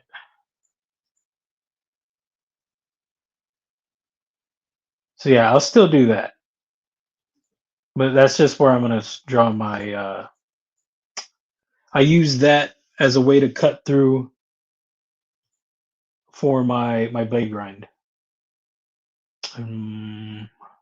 Need to turn off this one right here. And everybody has a different way of doing it. This is just the way I like to do it. Dylan, I don't know if he still has that video up or not, for a stream he did. It was a really fun stream, but he did some CAD in the stream. It was fun to see. It was maybe about 4 months ago, 3 months ago, something like that. And he does his grind very different than I do. But that's the way it is in CAD. There are several different ways to skin a cat, and it's just whatever you feel comfortable with doing, as long as it accomplishes what you need done in the right way. You know. Oh shucks, I forgot something.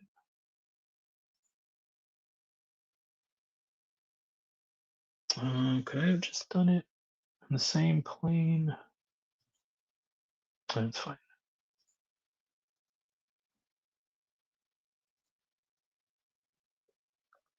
So now I want. So we're gonna ride 2 grinds up. Okay. Let me see. Project this and that.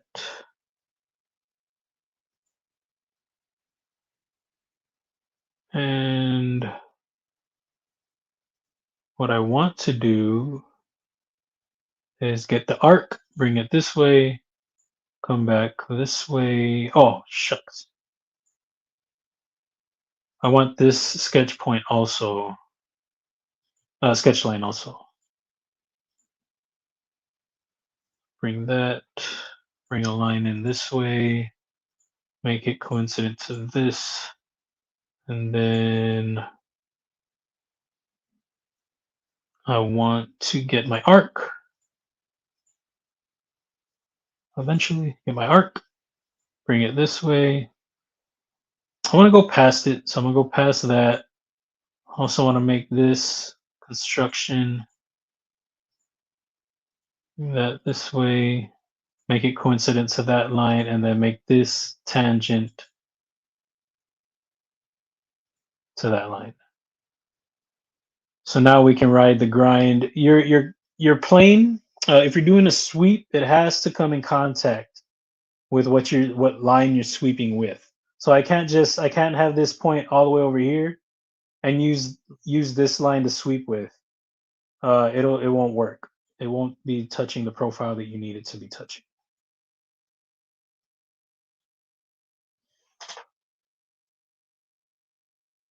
Oh crap. Sorry, Bluminati. My bad, dude. I appreciate you, bro. 5 memberships, dude. Very awesome. It went to Kathleen Smith, Mr. Mouse, Caleb. I said that weird. Caleb, Chris Southard, and Webby MD. Very cool. Thank you so much, Illuminati, and welcome, guys, to the Pocket Packers. I think that's what it was, right? Pocket Packers. But thank you, dude. I really appreciate it, Blue. As always, dude. As always. This one have J discs for opening. Dude, you know it. We're throwing two of them on here, bro. It's a new thing. It's a new thing I'm doing. I'm gonna do one down here on the clip, and then I'm gonna do one right here on the spine. Ron Crow, member for 19 months. Holy moly, that's a long time. Howdy, Mark. Howdy to you, bro. And thank you very much. 19 months. Sheesh.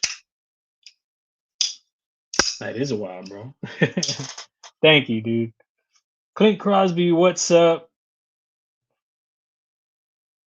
Who else we got? Mr. Mouse, I see you. Jim Cox, I see you, bro. Caleb, sorry if you're not feeling well. I'm seeing this right here. Feel better, dude. Titanium Justin, what's up? He's got the Giant Mouse Ace Rib and Mirror Polish DLC and a mini tie. Mint Sodbuster Junior Cheesecake and some angst towards face. Oh yeah, man. Yeah, I was talking about that earlier. Are we talking about clones? Help with gadgets? What's up? Hey man, I went to watch your stream yesterday or the day before. I think it was the day before. I went in there, bro. I was like, oh, I'm gonna go check it out real quick. And you were already, it was done, but it was still going or something. And you were just there. I thought you were just standing still at first and I couldn't hear you after. And there was nothing. There was nothing going on. Well, hopefully the stream went well, dude. Oh yeah. I know, no fun, dude. No fun. Still in the hospital, maybe leave tomorrow. Oh, dude, I didn't know, man. That sucks. Yeah, hopefully you leave tomorrow, dude. And in better shape for sure. Excuse me.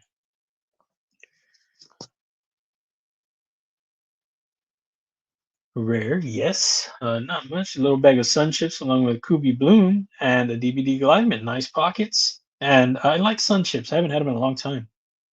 I used to like the cheddar, I think. But yeah, feel better, man. Sorry to see that. Really sucks, dude. I'm glad you have some snacks in your pockets packed, though. Tell you what. Scroll down here. Yeah, sorry to see all that so late, guys. My bad.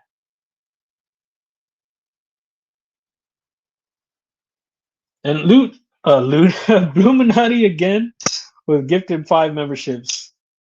Thank you very, very much, dude. I appreciate you. Those went to, that was Chris Hinkle, Ryan, and Wayland, right? Just Nate, Chris Webb, and Palmer Connolly. Very cool, Bluminati. Awesome, man. Thank you again, dude. Much appreciated. You just want to hear that Clydesdale thwack, bro. Yeah, you do. Nasty. Just want to hear the Clydesdale clap. Appreciate it, man. Oh yeah. That's a new thing, right? The Clydesdale clap. I'm not gonna say that. I'm just saying that's funny. Clapping that Clydesdale. That's just terrible. I don't like that. Not in like a serious sense. I don't like it. But it does make sense though. All right. So, dang it, dang it, dang it, dang it. Gotta go back into this sketch and project. Where are you?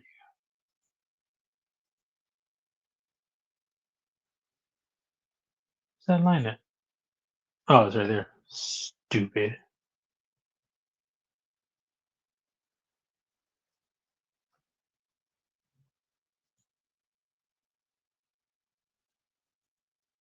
All right, cool.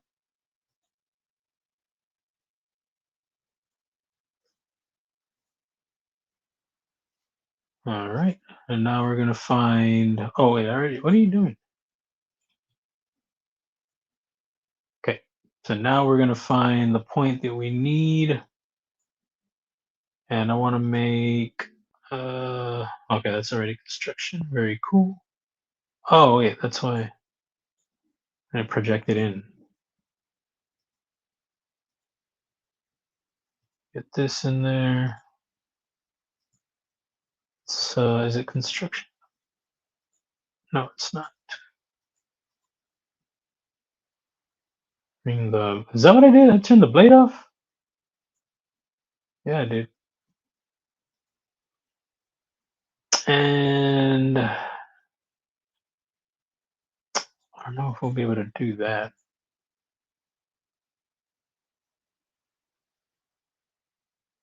Mm,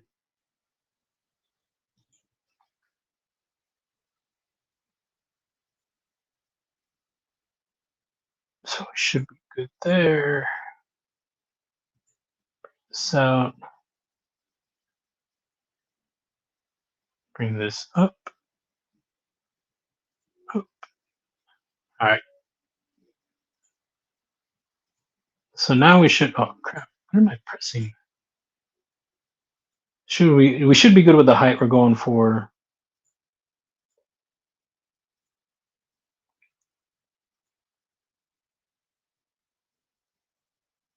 And oh, on the wrong stuff.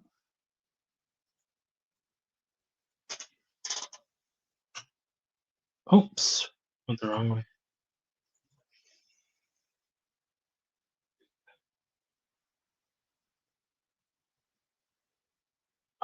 Went the wrong. Gosh. Alright. Dummy. Doing a lot of stuff that I'm not liking right now. All right, back on track. There we go. Okay. Super thin.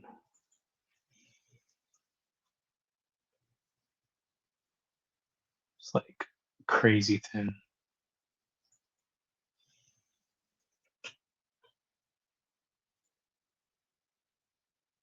Might need to go under that, but we'll be fine.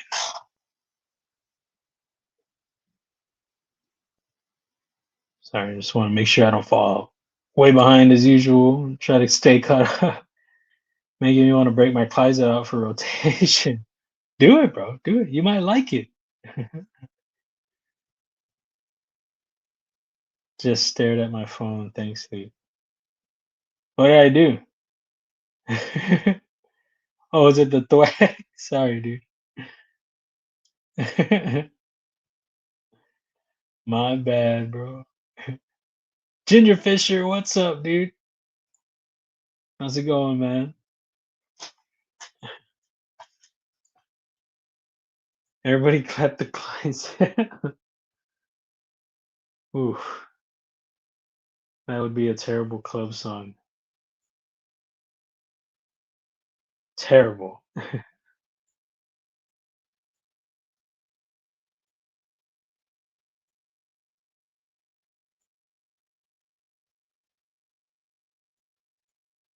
Everybody clap the Clydesdale.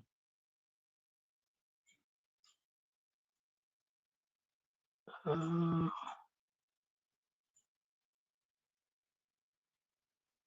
see. If we got what we will like. So we can't avoid the line on this one because it's got that tonsil style blade shape. Usually I'm trying to get rid of the line in my blade grind, which is not something that is really necessary. Like look at this, for example. This is Kubey's, I'm sorry, Riot. This is Riot's whatchamacallit, blade grind. And then this is mine. It's just how I am. I like to get rid of that. But it really doesn't matter. You know what I mean? It's just for me visually, I want it to look like that. I want it clean. So I go like an extra step to make sure that it doesn't come out with that line in it. And so this one we got a full hollow Tonto. See if we like it. Super thin, crazy, crazy thin. That's not really what you go for when you're doing a Tonto. But why not? Why not?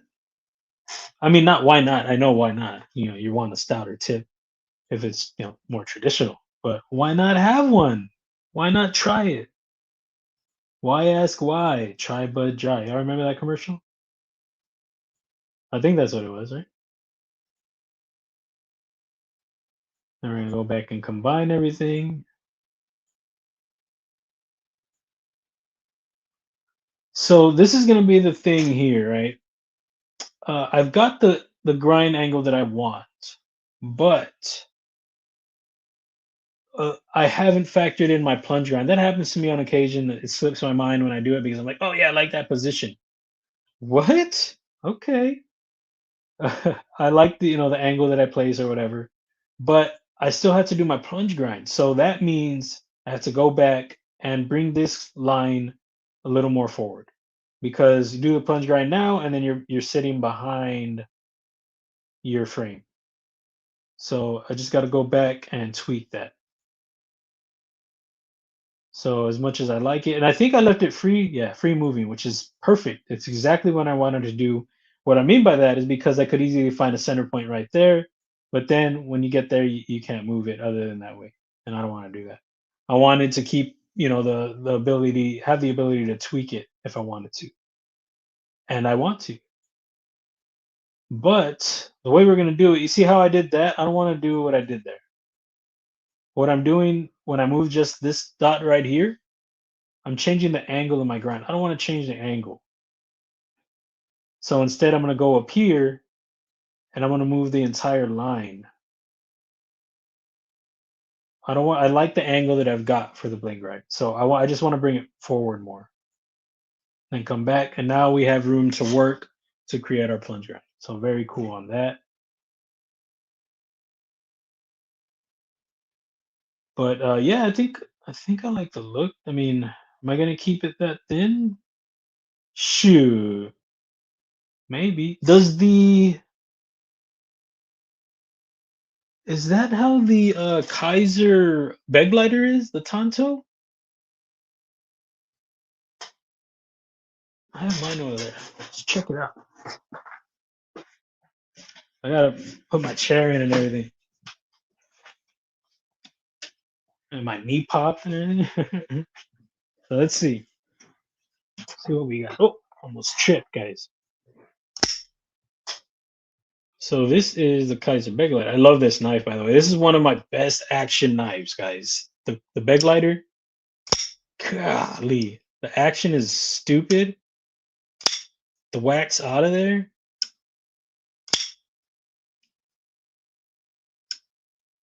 You can thumb it out.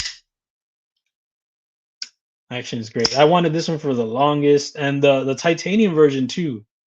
But this is I just love the knife design. But let's see how thin it is. I mean, no, it's not. It's such a good looking blade.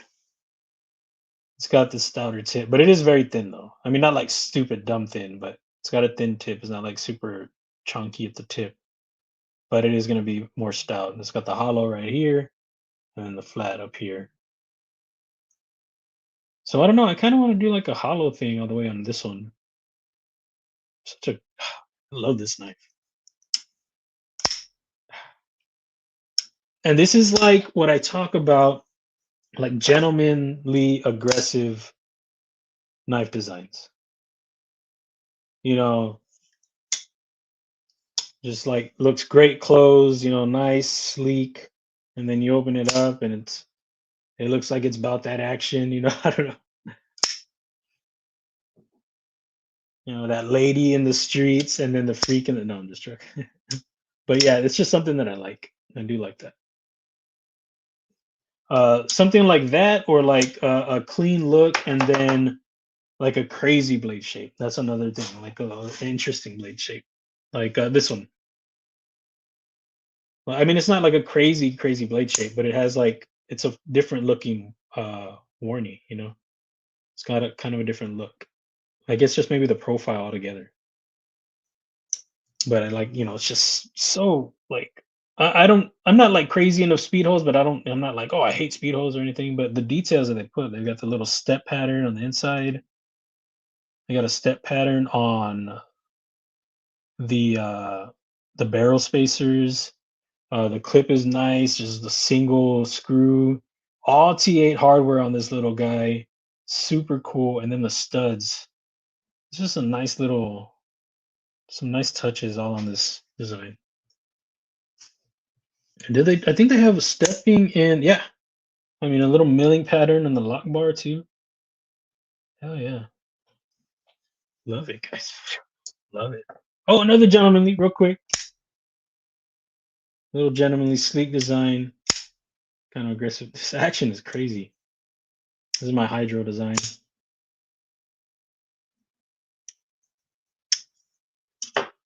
Okay, so back to it.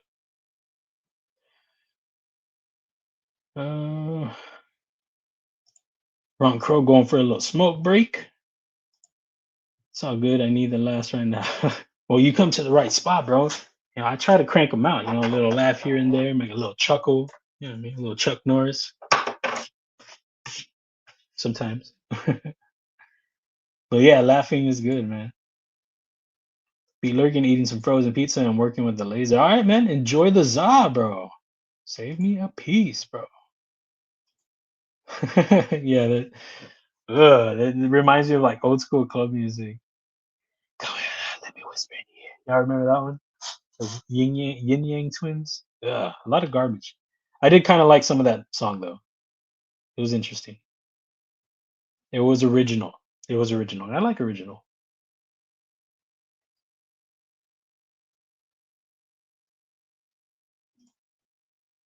Contact line never quit, never fail. The laser ninja. Switch positions. Clap, clap. The new breed whisper. Oh, that's a cool name. The whisper. Stylish. Talking about the big glider, the Raze, all of them. That's neat. So yeah, the whisper. Hey, it's not bad. The whisper.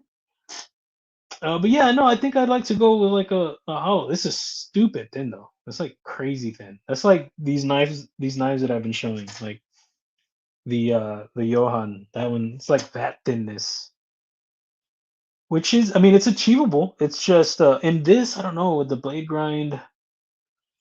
Um, I mean, if it's swooping up, mm, yeah, I mean, they could do it. I think just it would change. It would probably be like different here or something. The way the lines would flow may be different. But yeah, I don't know if I would go that thin. It would be cool. I might leave it just for fun. But overall, this knife design, I'm going for something a little sleeker. I think, excuse me, I think I only have what 3.5, 3.6, 3.8, 3.8 on the frame and 2.5 stock thickness. That's really good. What if I go mirror on this? We can see where we're at the overall thickness.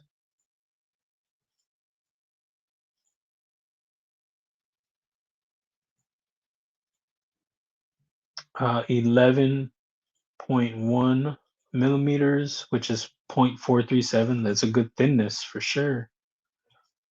The Clydesdale's got a nice thinness, and that's a at 4.7. But for what it is, it's thin for what the Clydesdale is, you know.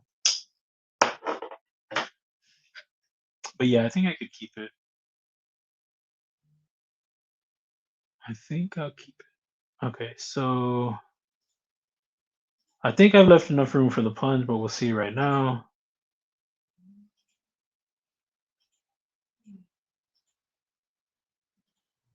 We shall see.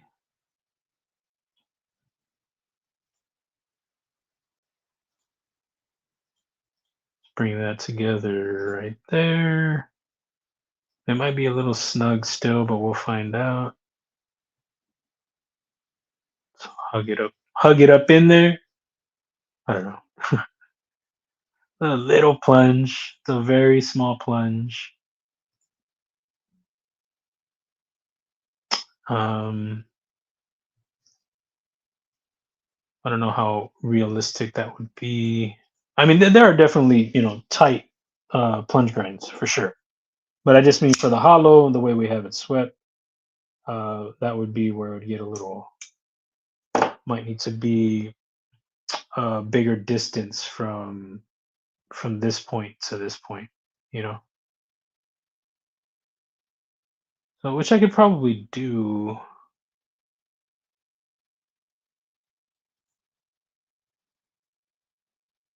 I mean, maybe. Let's go down here, choose this point, this point, this point. All right. Come down. Oh, crap.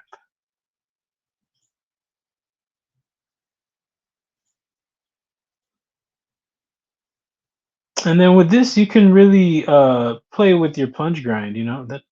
I don't know why that sounds funny. Were you playing with your plunge grind again? You better not have been. We have family over. All right, so get a line this way. But what I mean by that is, I'll show you in a minute. Like how I have it real snug up is what I'm saying. So, like you could really, if you wanted it to be more of a swoopy guy, if you wanted it to be, sticking out, a little wider, things like that. It's this is the way I like to do my plunge grinds. So then I was doing where I would sweep from here to here, but I don't think I really have to do that all the time. So we're gonna go this way and then choose this path right here because I was doing a loft before. Oh, wait a minute. One thing that I still have to make sure I do, come back in here, edit this sketch. I want to make this line right here a construction line because I don't want that to be part of the sweep. Because when it's part of the sweep, that means the grind, the profile is going to cut backwards and forward, and I don't want that. So with it being a construction line, it doesn't really do anything. So we'll come back, go this way, and sweep through there. Parallel. I'm going to take the frame off. I want to make sure it doesn't cut the frame. Take out the sketch line, and then now we've got our plunge grind.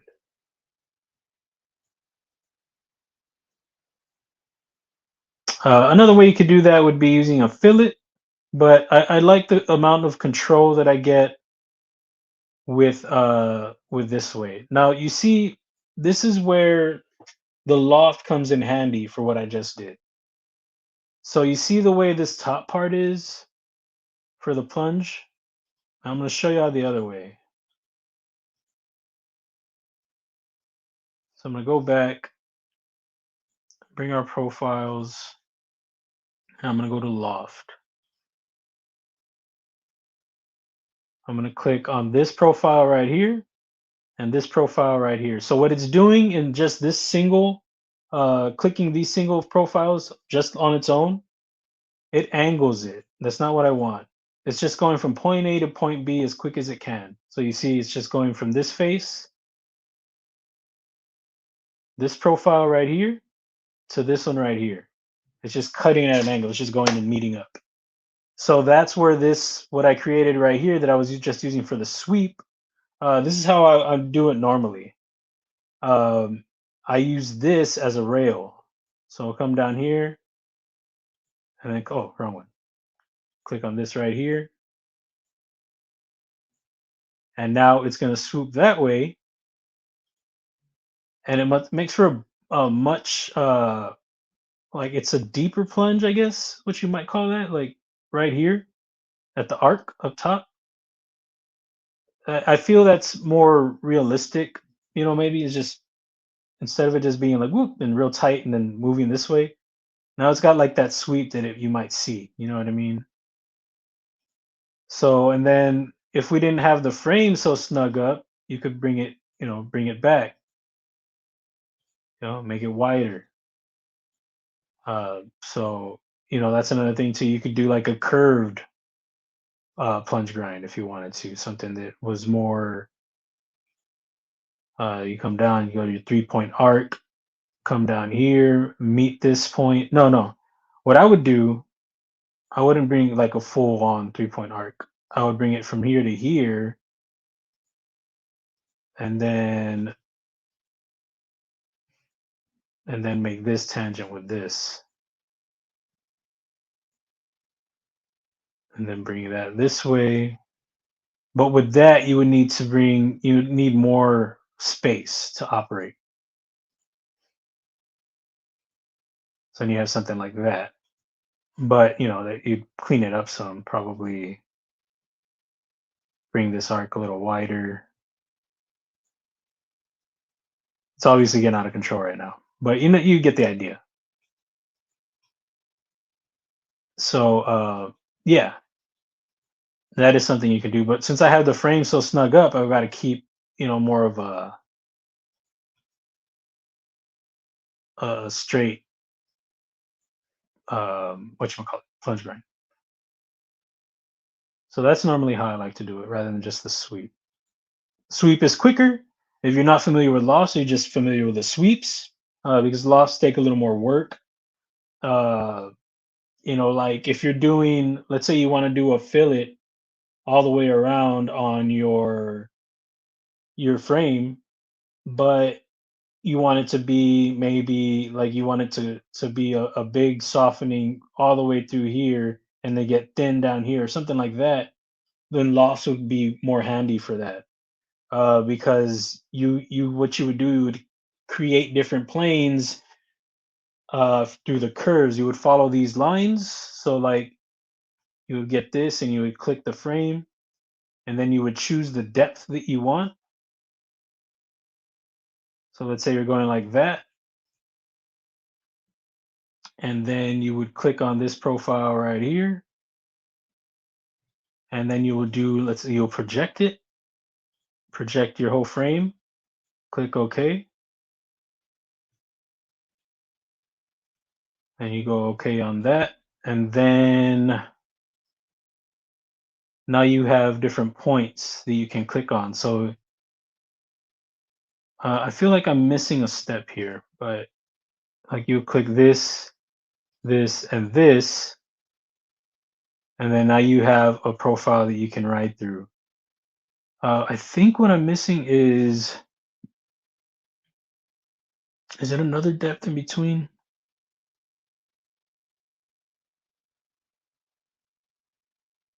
I feel like it's that I'm missing.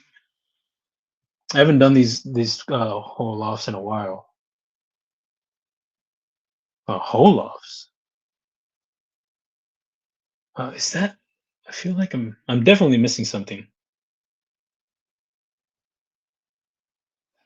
Okay, I know what I'm missing. So you would go this way right here. You plane along path, and you'd come this way. Oh shucks. So you plane along path. All right, but uh, yeah. All right. Oh crap! Get out of the way. There you go. Click on that, and then now you've got to project in your points. So project. You connect that one, and that one. Okay, and then oh crap! Keep clicking too early. So here, here, here, here. See, now you have a little profile within your frame. So you take off, turn your body off right there. You bring that sketch line in, bring that back, and then you're going to want to go and sweep. But if it's like in this case, you can do a sweep. If you're just doing one simple thing, so I did this reverse. So my line should have been out here rather than this way. Let's go back. My line should have gone from this point. I don't have that projected. So bring that back, project this point, not this point. Because then you're cutting the opposite way. So you need to be able to cut. Let's do an arc instead. So you bring the arc, bring it this way. Let's say you want to make it tangent. Project, project. Okay, and then make this tangent to that. All right, you got a nice clean profile there. Okay, now you take the body off, bring the body back. You can even leave the body off because you already have the, well, no, I mean, you would need it on because you need to cut through it. You might need to create a big arc around that to make sure you cut everything cleanly. But this isn't a loft though. A loft, I would have to go through and do another plain along path right there. Do this. But I feel like this is more steps than I need to do.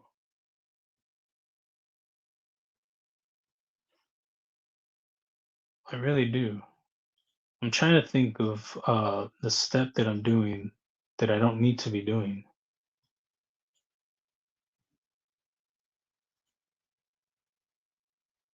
But just for an example, let me show you how the loft works. So project crap.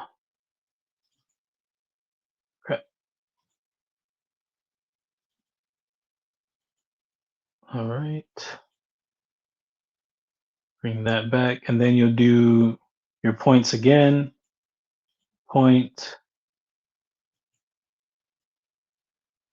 I didn't really need to do that. But like if you don't want your lines to match, you can have your curves different. You could have them tighter or smaller. The only thing is that if it's too tight on a turn, it won't allow you to do the loft.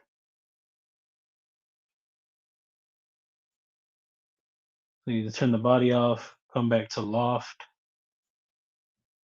here to here, and then you need this rail right here to make sure it follows. Oh, is it gonna be a center?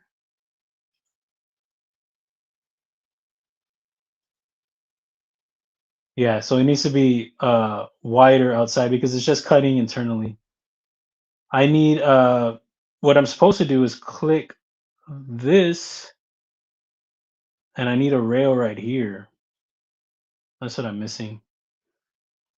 Because with a loft, when you're cutting in a frame like that, I need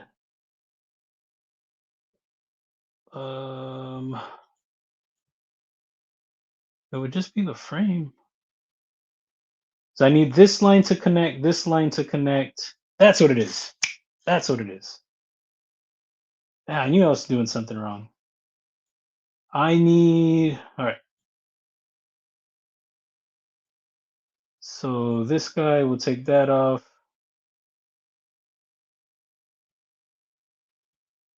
What do I have here?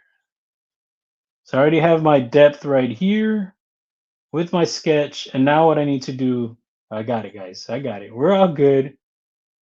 We are good. Click on this face and then get this and bring this inward right here. Not that far. So bring it like that. All right.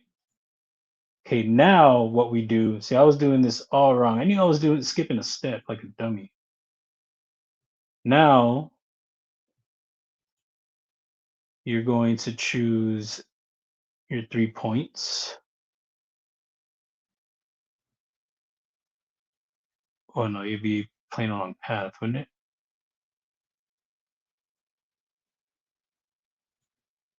Right there.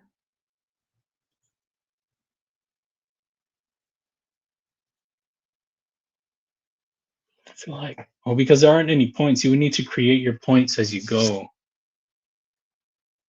This is crazy, guys. This is crazy stuff.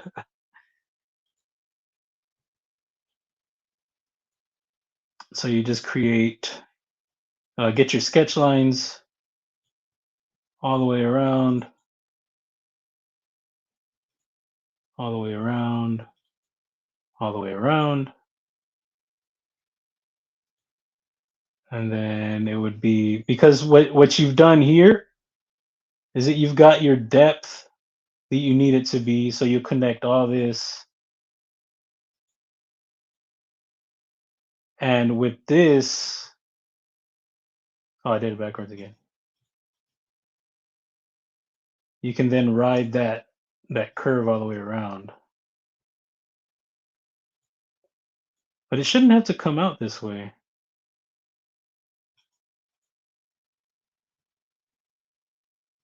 Bring this line down this way. Excuse me. Okay. So this probably isn't going to work because there are going to be some tight turns in here. Like really tight turns. So like this part over here, let me see. It'll probably fail right here. It might be able to make this turn. Well, let's see. Let's get the body turned off. Oh, there it is. And now we'll go with loft. Sorry, guys. And now it's for me. I'm like, how do we do this again? Bring that, and now we have these rails. So it'd be this point, and that point. But it needs to go to another, uh, like from here to another uh profile plane. I'll just do it. Already taking forever. Might as well see it through, you know? Oh, it's hard to work like this. I hate, oh crap. I hate it when it moves my angles because it throws me all off. So project it again.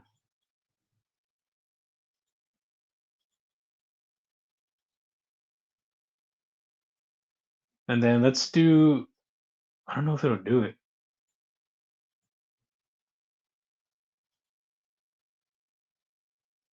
And then you want to get your line from here to there, there to there. All right, so now I can show you what I'm trying to damn do. Okay.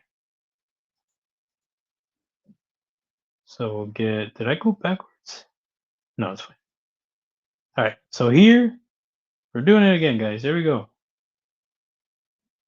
Where the hell's loft at?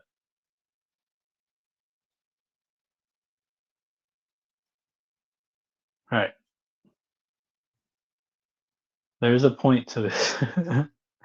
So there we go right there, and then you choose these rails right here. It'll be this rail, and that rail.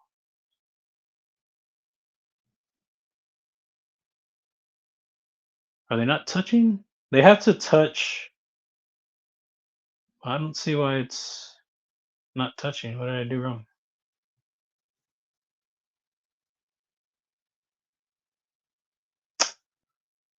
Well, son of a biscuit. Hold on a second.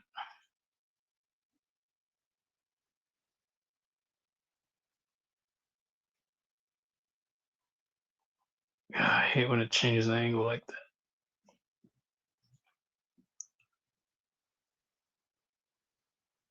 This probably needs to come off right there. Now we should be able to do it. Hopefully. Let's try one more time. If not, I'll just wrap that up. Sometimes if you have other lines involved, it won't do it. It'll, I don't know, it's weird like that. It's still not going to do it. I did something wrong.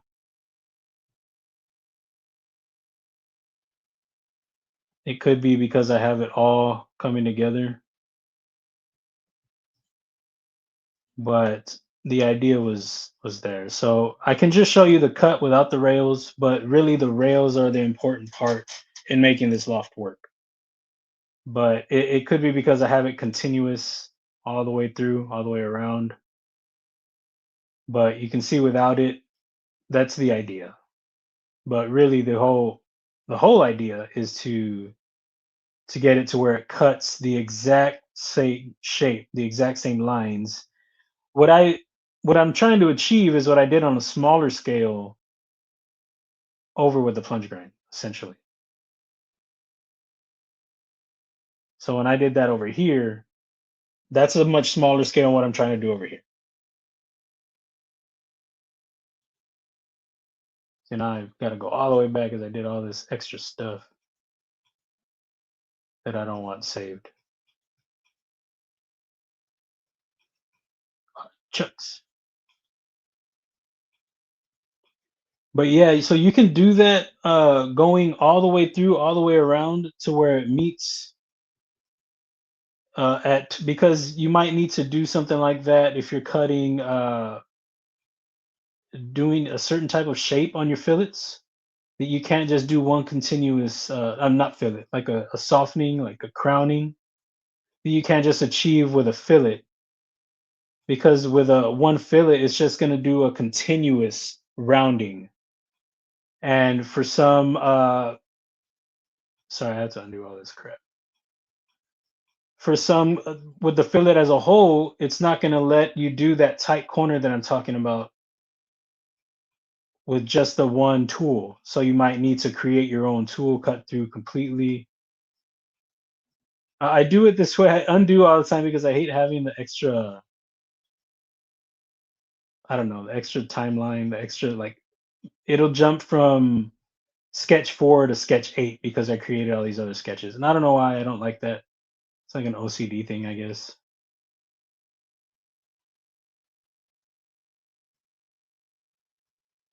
Takes forever, but ah,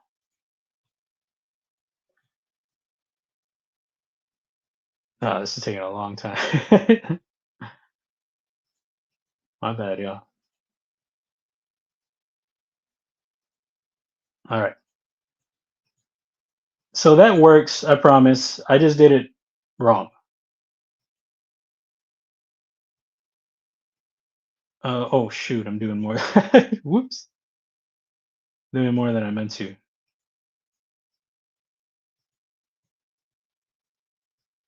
All right. So now we're back. Yeah. Okay.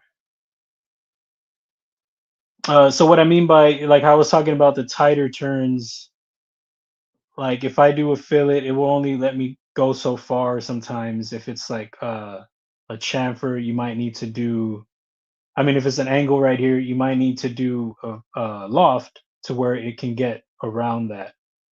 But it's just so many more sketches and profiles. It takes a long time. I learned it from Austin Shaner, but it's been a while since I've done that whole thing. Yeah, that's Ron Crow. You came at the wrong time, bro. You shouldn't have come back. You had to sit through all that.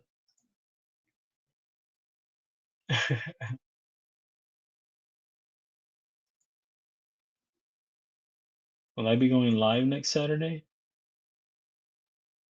Um.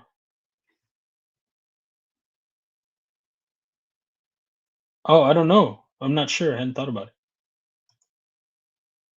it.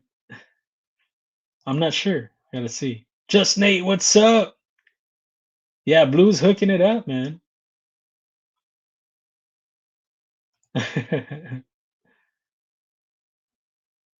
Yeah, man.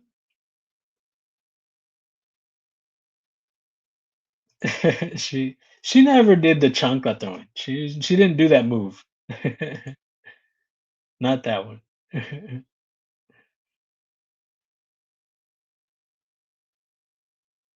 Neil left. My bad, Neil. Oh, he's going to the grocery store. Well, he left at the right time. Yeah, I didn't get the lines right like I should have or something. I can do it. I've done it. Just I haven't done it in a while. But I mean, I did it right here. But like I said, that's just a small scale. The point of that one is attaching like how I have this profile on this face, like right here. but creating the same profile continuously around the frame. Not this exact profile, but like a matching profile around, so that way you can get your cutout that you need. Austin Shaner, I'll drop his link. He does it in Loft Basics, I think is what the video is called. And that one was a super helpful video. I used a lot of that on like Broke AZ's designs, Dead Sober designs. He had a lot of cuts and um, just angles. The cuts were in different angles, so to get them to meet up the right way, I had to do some lofting on a lot of his designs.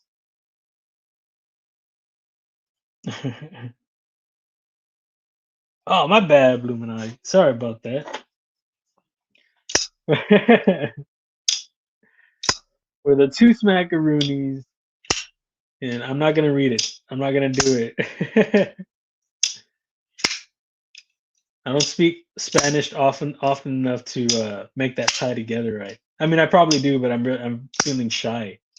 I mean, I don't speak it enough, but I could probably tie it together.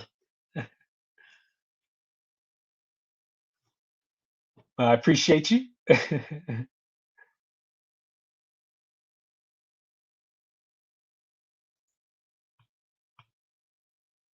Yeah, it gets hot over in Texas for sure.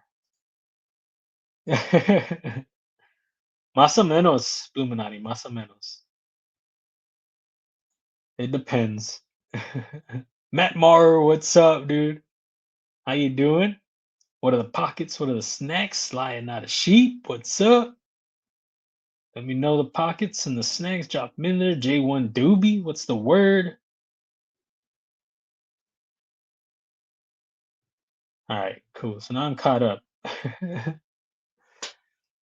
I feel this like anxiety that I wanna do the lofting, but I'm not gonna try it again right now. But I really want to. I'm just trying to think of the step that I missed there.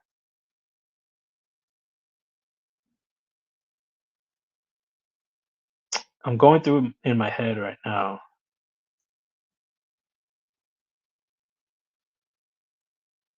I think it's creating those points.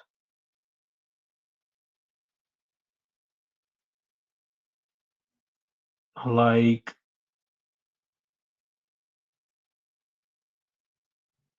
because you go through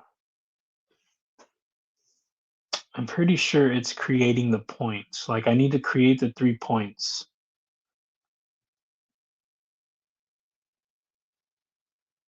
And then I think what I would go through and draw on. Yeah, that's where I messed up.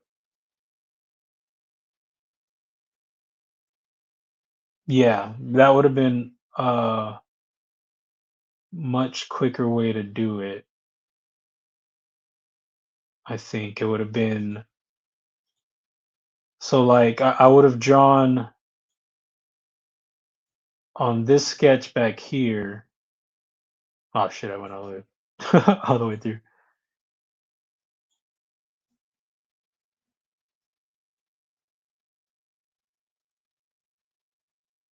So I would have done that and oops, drawn on this and where is my offset? It's right here. So I'd have brought it in this way, like that, something like that, and then you would draw on this and bring in your project.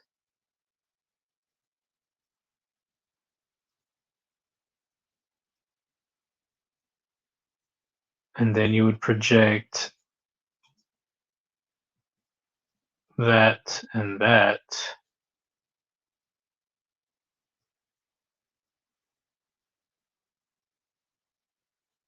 Let's see, is that right? Is that gonna work? It's not gonna work.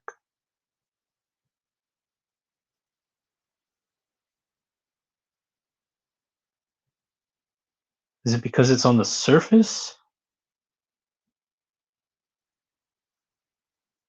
Sorry guys, I'm really going through it here. I'm trying to figure it out.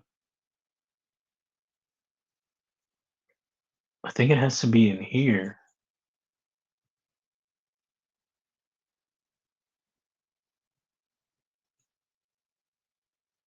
Hey, because I can't draw that way. That wouldn't work. Damn, I'm missing a step. It's ticking me off.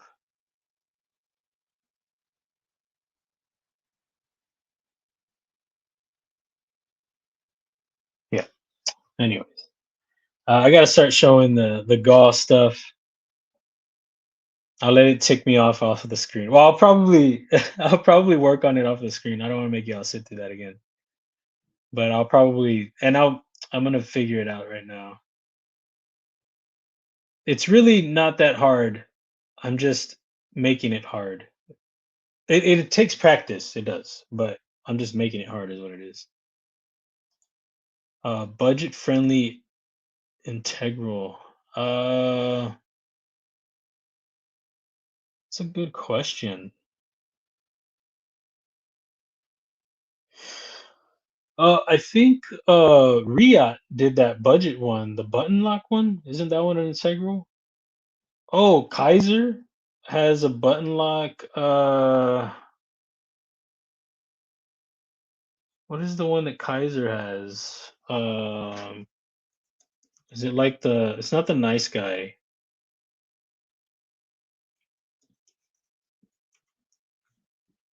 Is it a button lock? This guy right here, the brat. This one's an integral,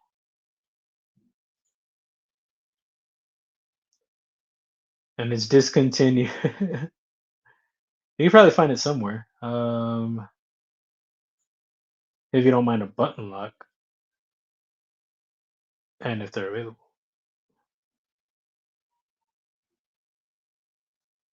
Kaiser brought the bratwurst.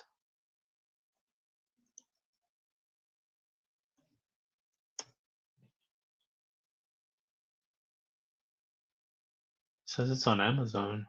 Blade HQ. 89 smackaroonies. So I don't know if that's more than your budget calls for, but that's an affordable, sort of affordable one.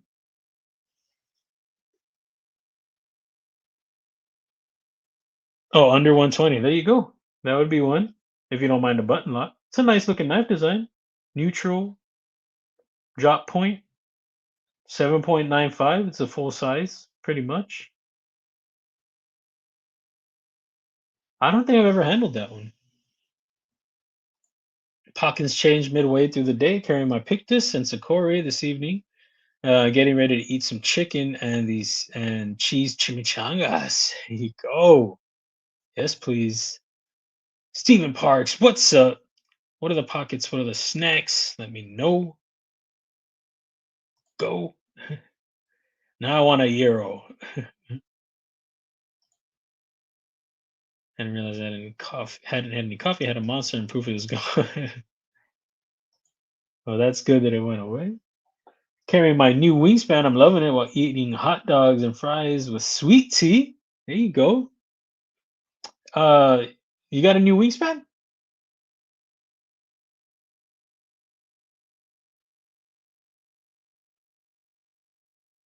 Did you take ropes? Well, I'm glad you're loving it. That's awesome. Heck yeah. Appreciate you. What do you put on the hot dogs? What do you got going on there? What are you rocking? Some relish, some mustard, some mayonnaise. Hey, I've had a hot dog with mayonnaise. It's not bad. It's pretty good actually. I like it. I'm not gonna lie. Food helped. Helped is I mean food is good. Gonzo Wick, what's the word? Did William Horndahl still like the suggestion or nah? Do you mind showing the Kelly tray and my new? Yeah, I can show it. Hold on a second.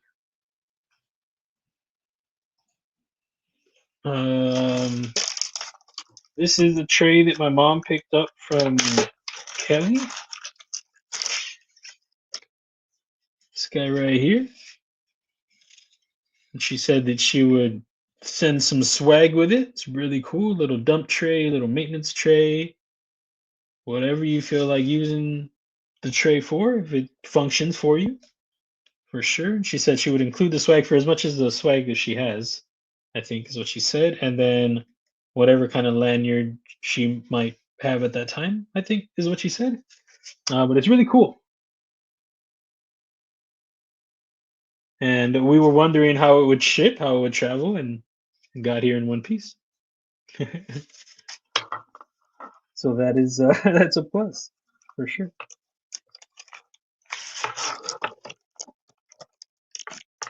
And oh, I told my mom because she's at a funny number with she doesn't like being at number 13, so she picked this one up. That's what put her at 13. She got that one from me. I was like, all right, I guess. Okay. And then I'm giving her this. This is my Kizer Urban Bowie. I dyed the scales a long while back.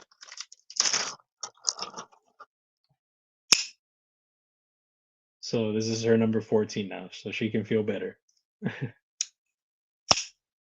Snappy. See if I can thumb it out. Yeah, little thumb action. Pinch it out. Little roll. Mom, don't try to pinch. I don't know. I mean, maybe you could. You gotta make sure you watch your fingers. Just a little poke out, a little roll out. Yeah. Urban Bowie. Kizer Urban Bowie. It's is it Dirk Pinkerton? Oh. Yeah, Dirk Pinkerton design. He did the the artisan cutlery, put out an affordable artisan cutlery that people felt like it should have been a CGRB. The Arroyo, that one I've had a couple of those. I had one that was mine, and then I got one for a giveaway. It's a nice knife. It's a little swoopy though. It's like this one a lot like this one, but big or bigger. And then the Night Horse, is that a Dirk Pinkerton? Dirk Pinkerton, not Pinkerton.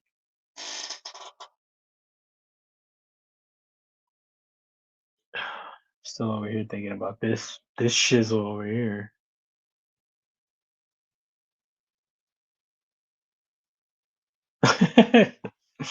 Sorry, I was eyeing it. I'm gonna get you. All right. Anyway, but yeah, so that's the little dump tray and my mom's new to her knife.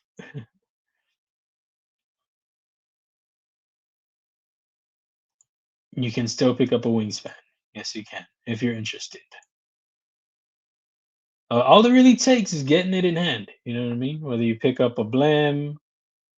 I don't have any non-blems up on the site right now, I don't think, but I will be having some up on there.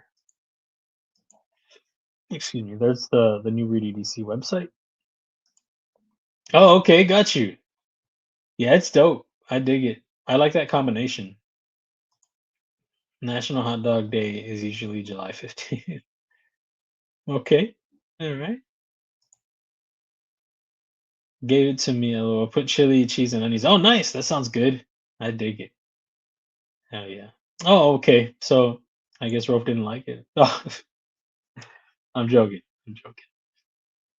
Today's carry is a Manix 2 Kukarda Glideman DVD Edition DLC and ABW Slip Joint and Baby Penguin Fixie and Jazzy Camo. I don't know the Jazzy Camo, but I know the Fixie and it's dope. It is dope. For sure. The little Urban Bowie? Heck yeah. Chili dogs with cheese and onion and mustard. Yeah, that's the combo right there. I don't like sweet relish. I used to put relish on occasion, but if it's sweet, it throws it off for me. When ship something that something will get. Yeah, for sure. Sorry. Excuse me, guys. Sorry about that. Yeah, me too. So many national days for stuff. I think national holidays like 12 times a year. It's whenever you feel like, you know. So how long after I said that Mark would read my message 30 minutes later did he see it? I've been in and out for the room with the grand boy. I don't know, man. I don't think it was 30 minutes later. It might have been. I don't know. Sure, she did. Sure, bro. Sure. He's looks like shh. That's what he said. That's what he said. Um, no, man, that's cool. That's awesome that you both have one. And again, I appreciate you guys for all the support. I really, really do. Okay, so yeah, let me start getting this together here. Take that off. I really want to work on this. It's not even anything that I'm going to be doing on this design, but I just want to figure out where did I go wrong, you know?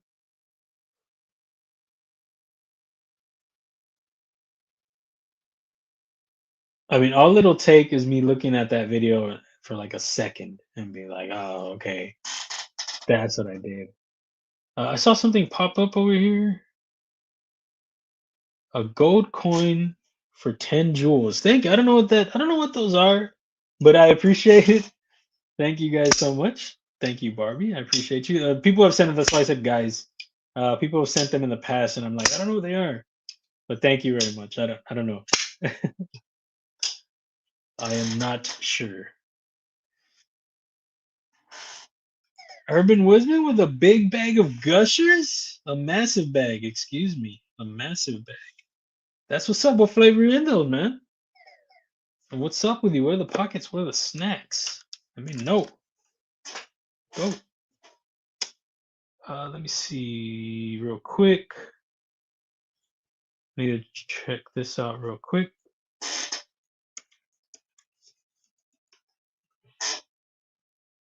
So this guy right here, this is the one. Okay, little screen. Come on. Still gonna be little anyway. What? Oh, I can go to the website. So this is the one that I picked up on Amazon that unfortunately is delayed until Monday. So sorry about that. And today is a subs and members. So member, you will get your choice between this guy and this guy. I won't be shipping out till Wednesday anyway. So it's gonna be here Monday. It was supposed to be here yesterday. Sucks. But it's the O Knife article or this Kizer, which I'll show in a minute.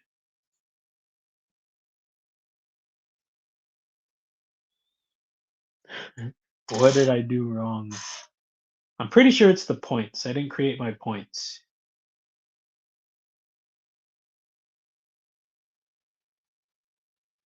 So go through, create your profile, go to the next one, create your profile.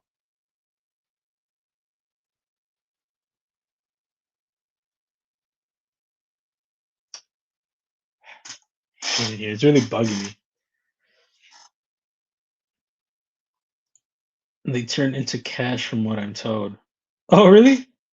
Dang. Well, I appreciate you more. I thought maybe I could play like an online video game or something. No, I really didn't know what it did. I just thought it was like, hey, you know, like a sticker, maybe. Which is, I mean, I appreciate anything and everything. So whatever it does, thank you for the gesture.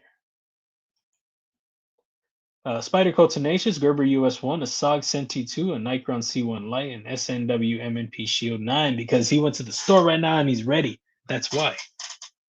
That's why. Think it's way to YouTube to get money from the ones watching without giving anything to the creators. Really? Oh, I see what you're saying. That would be lame. That's pretty cool. Yeah, I saw it. I saw when they introduced them, but I was like, I don't know what that is. I was like, yeah, it's fine. This giveaway package, I stuck it in the freezer for 10 minutes because having those gushers being extra 104 degrees gushy would not have been good. Hey, bro. I like gooey gummies. I don't know if anybody's ever it happened a long time ago when I was younger. I left a Lifesavers gummy in the car and they melted and they were the best thing I ever had. Best thing. So I don't think I'd be upset at some melted gummy gush washers gushers. Okay. But I mean I understand that's not for everybody. So I'm sorry about that. Somebody got some melted chocolate from me once. Sorry about that one too. Something shifted. Which one of you is playing with GD space time continuum without consulting the guide? What happened? Just switched out the Bunta for the Tenacious. Oh, the Bunta, that one's dope. Did you win that from me or did you already have that? Somebody won one from me, which is sick.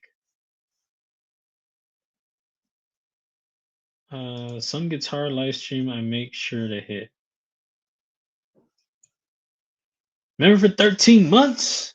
Where is oh ow. Damn, I hit that thing all hard. Lucky number 13. That's what I'm saying. That's what I'm saying. But thank you, Kelly. I appreciate you. Number for 13 months. Appreciate it. I like my gummy bears kept in the fridge. Oh, do you? Yeah, I don't like the texture of gummy bears to gummy bears to begin with. It's time for a nap. So melted gummy bears will be right up my alley. Teal and purple. The one I have Blade City. Oh, okay. Oh, that sounds cool. Teal and purple. That sounds cool. I have to keep all my candy in the fridge. The 420 tribe. The 420 variety. All right, so let me get this going. Minimize that. So little O knife article thing, and I'm gonna work on that for sure after. So I really want to. I know it's just a small thing. It could just be that I don't know. I don't know. So we've got the gummies. I'm sorry, the gummies. The swag. So this is the member swag right here. Kelly's paracord. You got a little keychain thing in there. Go through a quick little look see. Hold sticker. Got a Ron Crow in there. You can see see it over here, poking out a little bit. If I was gonna show them, why'd I put it in the bag, right? Ron Crow behind the Civivi. There you go. Ron Crow. And you got some new Breed EDC stickers in here. You got some goodies. You got some goodies. And then you will also get your choice between Welch's Island fruit snacks, gushers, or berries and cherries. And you will also get your choice of toast cheese. Oh, toast cheese. Okay. Peanut butter crackers, toasty peanut butter crackers, and cream and chives crackers. So you get your choice between those three, choice of those three, and choice of the gummies, and then what's left over for the subs giveaway, it'll be the choice of the two that are left. All right. So let's get this shown real quick. So one of them again is this guy right here. Get this crap out of the way. There you go. So one of them is that. And that one will be coming Monday. And right now we are unboxing this Kizer. Got the little QC pass, multi-pass. You get the little cloth, the little extra hardware. Always get the little goodies there. Excuse me. And then a nice guy. A Mr. Nice Guy? Or is it just a nice guy? Blacked out.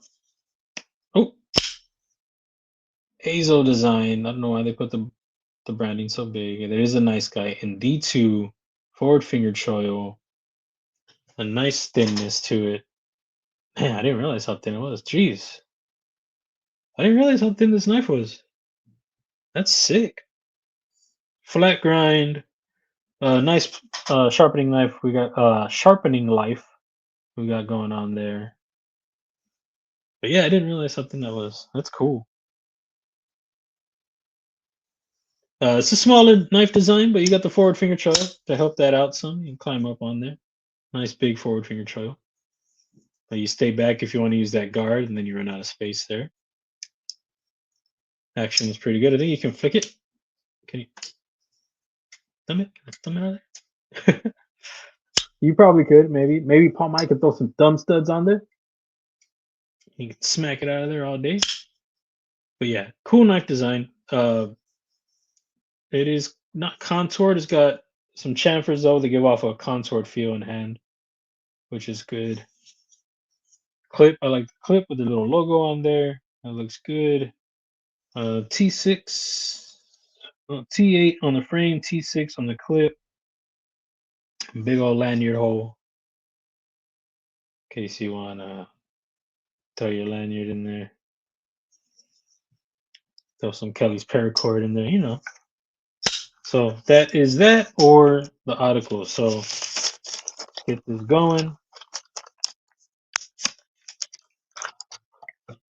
And then right there. I always put up the knife. I don't know why I do that. I do that every time. And we will go over this way. Close that up.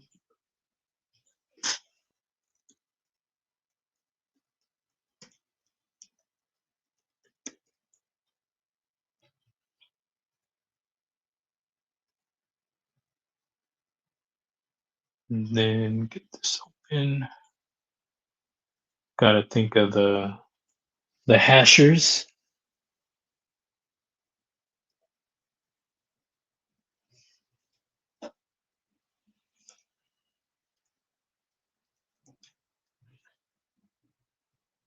And it will be oh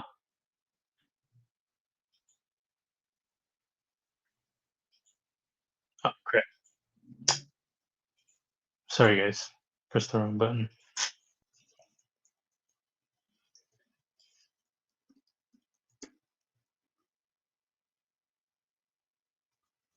And it's gonna be all caps on this. Oh wait, oh shoot, I forgot what we were doing. This is a members only giveaway. This one right here, first one, members only giveaway. It's in the name. The only rule for the members only giveaway is you've got to be a member. Get two rules, and 18 and up. Members only and 18 and up.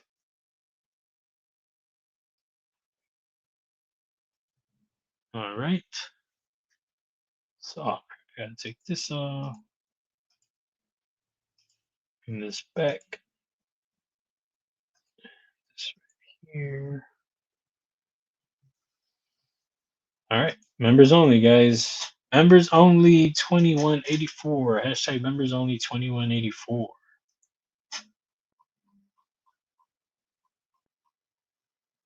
Oh, you know what? While y'all are doing that, I can go over here and try to figure this thing out. I can still mess with this, right? Yeah. I won't rest until every man and woman child is born. Okay, all right. I don't know how you're gonna do that one. 87 and pouring can make it interesting. Hear some thunder in the distance. Oh man, be safe, dude. Be safe. Can we get movie theater popcorn flavored ice cream? Movie theater popcorn flavored ice cream. Hey, they make salted caramel, you know. Maybe they could make kettle corn popcorn or something. Kettle corn ice cream. That's interesting, dude. That is an interesting one.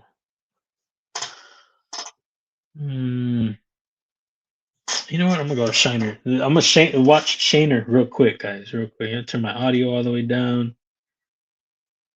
I'm gonna go find out, guys. It's bugging me.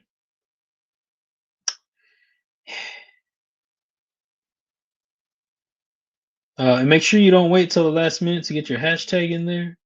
I might run it. I might run it right now while y'all are doing what you're doing. I might. I might just do it. Oh yeah, even with the subs, the everyone giveaway, I just run it. So don't wait till the last minute to get into that one. You're gonna get in there, get up in it, because you have been told. It is which one?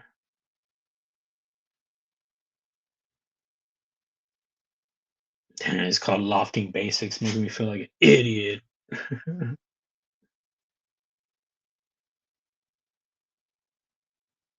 Oops.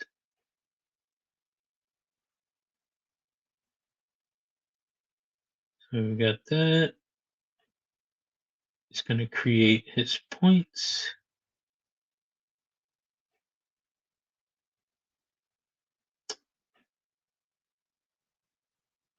Hurry up and show me already.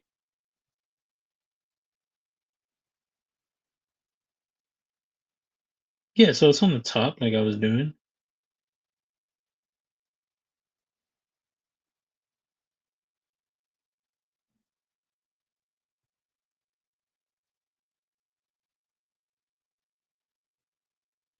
Then he did that one. Then you got to do the 3 points. Oh, this is one continuous loft.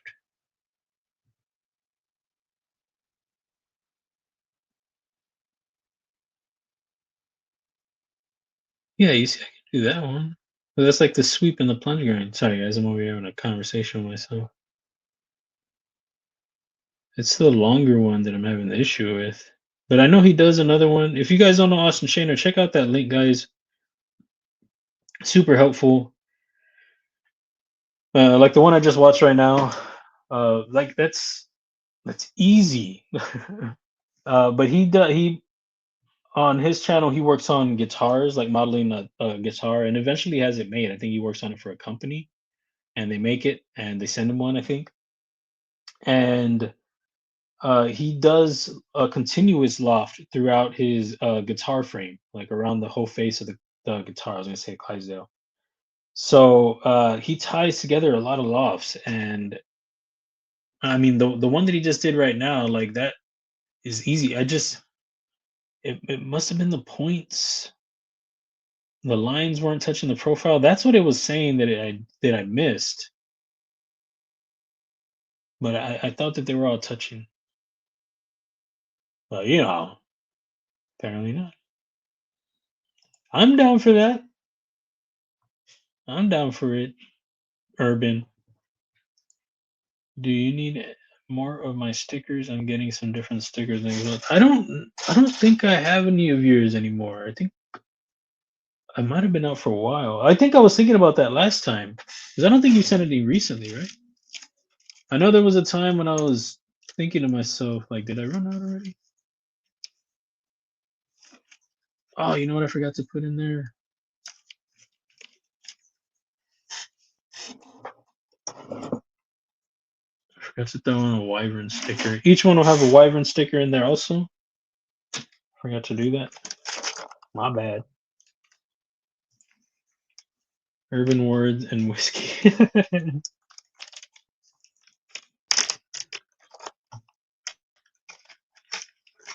Going in there.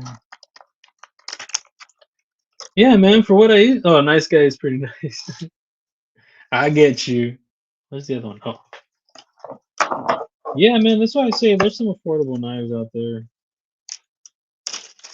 If y'all missed it earlier, I talked about the clone testing thing and how the steel isn't the issue for me. It's the stealing somebody's hard work that they figured out all the internals and they went through prototyping and found out what worked for the design. I don't care about the steel or how well it's made. still not yours. You still didn't put the work in to figure that out. So I don't care if it's M390, it's hard, or it's the great heat treat. I don't give a sh. You know what I mean? You skipped a bunch of steps from this to this. So, and I showed the plunge grind, the change in my blade grind. I showed the new. I showed the finishes for the Iron Striker. 4 different finishes. I talked about that. So if y'all want to go back later, if y'all are interested in any of that, I forgot what marker it is, but you'll probably see it up on the screen. So just press play on there or whatever if you feel like it. But I went into some of those details and how I adjusted the edge termination because of the knees, knives, canoe situation. So I adjusted that, and I talk about why. So um, if y'all are interested, my mouse is not working. There you go. Harry's, what's up, dude? My bad. How's it going, dude? What are the pockets? What are the snacks? Sorry to see your comments so late. I'm trying to figure out this loft thing that I was messing up on. One version of the Nice Guy has thumb studs and a top liner lock. Oh, does it? Oh, that's cool. I mean, I'm not tuned to the top liner lock, but the studs, that's sick. Hell yeah. What are you working on, Scott? You got anything going on or no? Hmm? Hmm?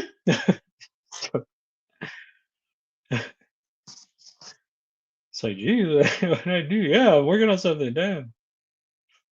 I don't know what link I have that doesn't work or that does work. I'm gonna drop his Instagram, guys. If you don't know Aries EDC, I don't know what I was trying to say there. Aries EDC, make sure you go check him out. Check out his fix. He's also got some. He doesn't only do like his custom work, his own knives, the whole thing, the whole shebang, the whole shabizzle. He also got some collaborations with Kubey. He's got the Bloom, I think. Um, the Rock Hopper. Do you have the Rock Hopper? I forget. Is it the Thorn? The Thorn and the Bloom? Excuse me. And check out Help with Gadgets. Check him out, guys.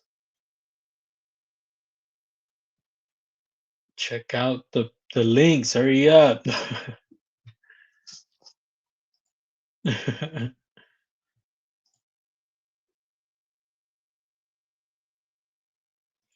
Sounds awesome. Oh, sorry.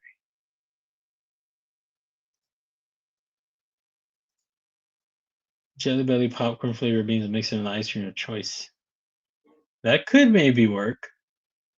Just put some popcorn in your ice cream. Just do that. Drop it on there all hot, bro. You make your bowl of popcorn, and then while it's hot, you throw some ice cream in there, bro, and you mix it up. And you grab a spoon and go to town, bro. That's what it is. I thought it was beautiful. Wasn't it beautiful being footage? Yeah, that's a tough one, dude. That's a tough one.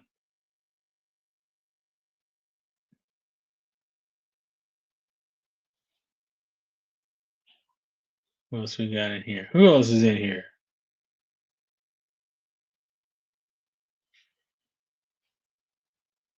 Oh, my bad. Did I miss you? What's up, Apex? Sorry about that. I don't think I told you what's up. Did I? Nice. Yeah, I bet it's gonna be sick. Did he leave already? Because I took forever to tell him what's up. He probably left already, right? Yep, he left. Probably left already. Here we go.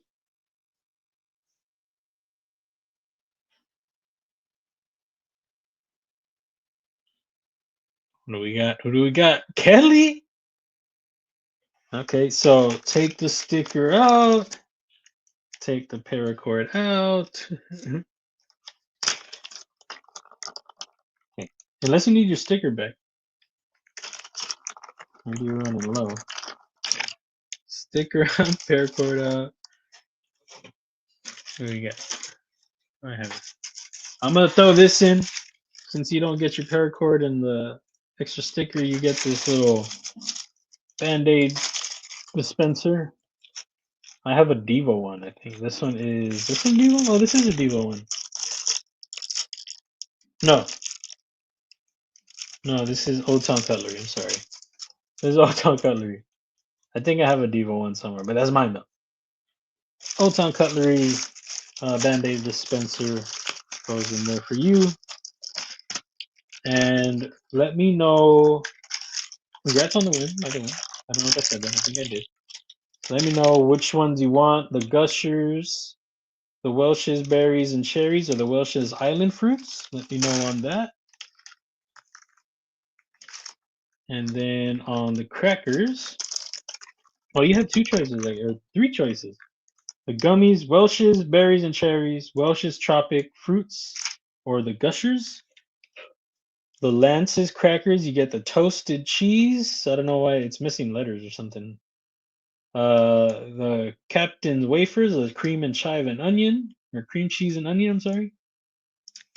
Cream cheese and chives. Jeez, I'm having a rough go. The Toasties, which are just the plain peanut butter crackers. Trying to take all of them. Whoa. And then do you want the nice guy or the O-Knife article? If I can pick it up. How can I show that? I already have you on there. I think I just go this way. Can I share another screen?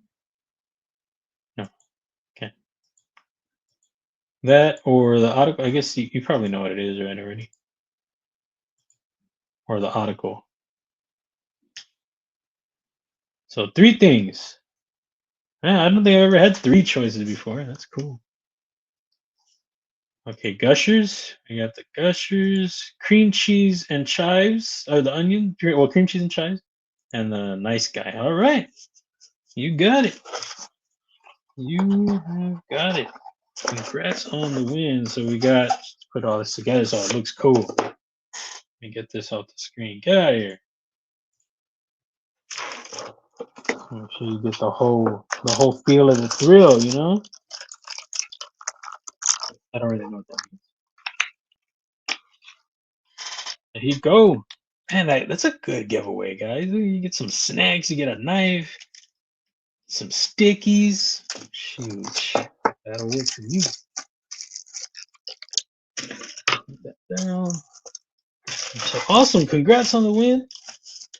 Super cool. Put this back. Save this for later. Yay. All right. So hit me up on the Instas and let me know your info. You know, I mean, I got it, but just hit me up, or at least tell me, hey, I won, so I remember. Tell me what you won, if you can, please. So that way, because I sometimes I'll forget who won what, and I have to go back and watch the video of the live stream recording. But all right, appreciate you. I don't know what this is. I don't know. But congrats. Now let me get this other one going. My bad. I turned everything off because I was showing my screen, so now I gotta get this back open again like a doofus.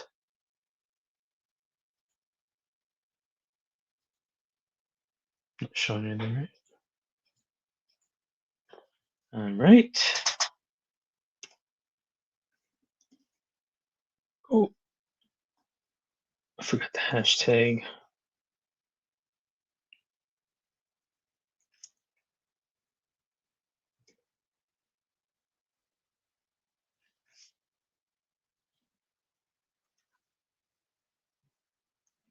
And I think this should be good. So the rules are, it's gonna be 18 and up, US only. Make sure you get your hashtag in there right away. Don't wait till the last minute because I'll run it just whenever. I'm not gonna say when I'm running it. And the big rule is if it's your first time here, you're not eligible to win this giveaway, but you're good next time. Just I want to make sure you're hanging out, you're enjoying yourself. You're not just seeing that there's a giveaway happening and you're jumping in on that and trying to snag it and then don't ever see you again. Never, don't ever see you again. And I've been saying that if I wasn't doing a giveaway, would you be watching the channel or watching the stream? If the answer is no, then there you go. Then I don't want you in here really. You know, if you're here watching some cat, enjoying me watching me mess up on my lofts, then you're good to go. I don't think we accomplished that much on the design today, so I'm gonna have to get to more of it next time. We talked a little bit about. Oh, we did some bearing stuff and all that. Okay, never mind. But with all that said, and it's nothing personal, so hopefully y'all understand. Now, I think that's it. That should be it. So all caps, hashtag clap your Clydesdale. Clap your Clydesdale. Let me see it. Oh, let me hear it. Let's both.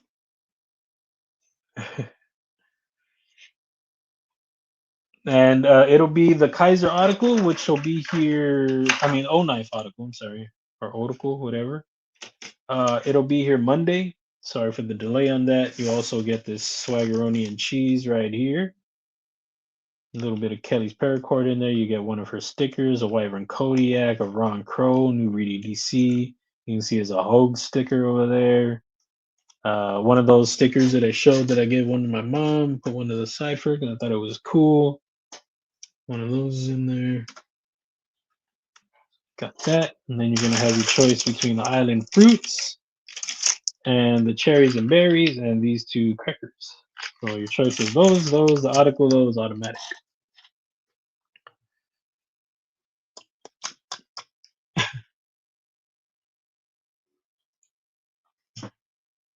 And thank you, Kelly. I appreciate you.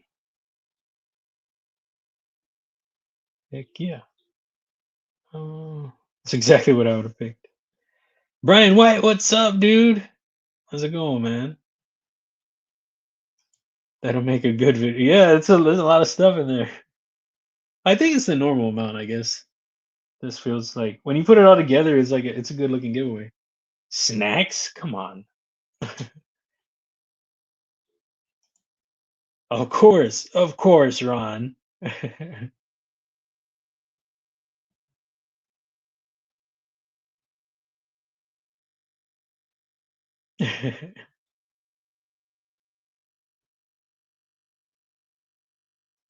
Behind over there. Illuminati playing for the lion, not a sheep. Very cool, dude. That's awesome. Just make it clear. Yeah. You know, I haven't carried this in a while. Oh, backwards. No, that was the right way. Carried this guy in a while. Why is it stuck? Are you stuck right now? Oh, I'm doing it back. Wait. I have it backwards. It's been a while. I haven't carried this in a long while. I tried carrying it for work, and it's not meant for that. It's like a quick task, but not like it's not slick, but like for fast movement, it's just like, I don't know, it's not the best for that. But very easy to maintenance, to maintain. Just a quick cutter. It's great for that. I open up a package real quick, drop it back in the pocket. But really cool. I think it's smoother than it's been. I did maintenance on it. I forgot when. This is what the hell is this called? It's American made aluminum. What is it called? I picked this up on Love the Knives website a while back. Lanyard hole or lanyard, yeah, lanyard hole.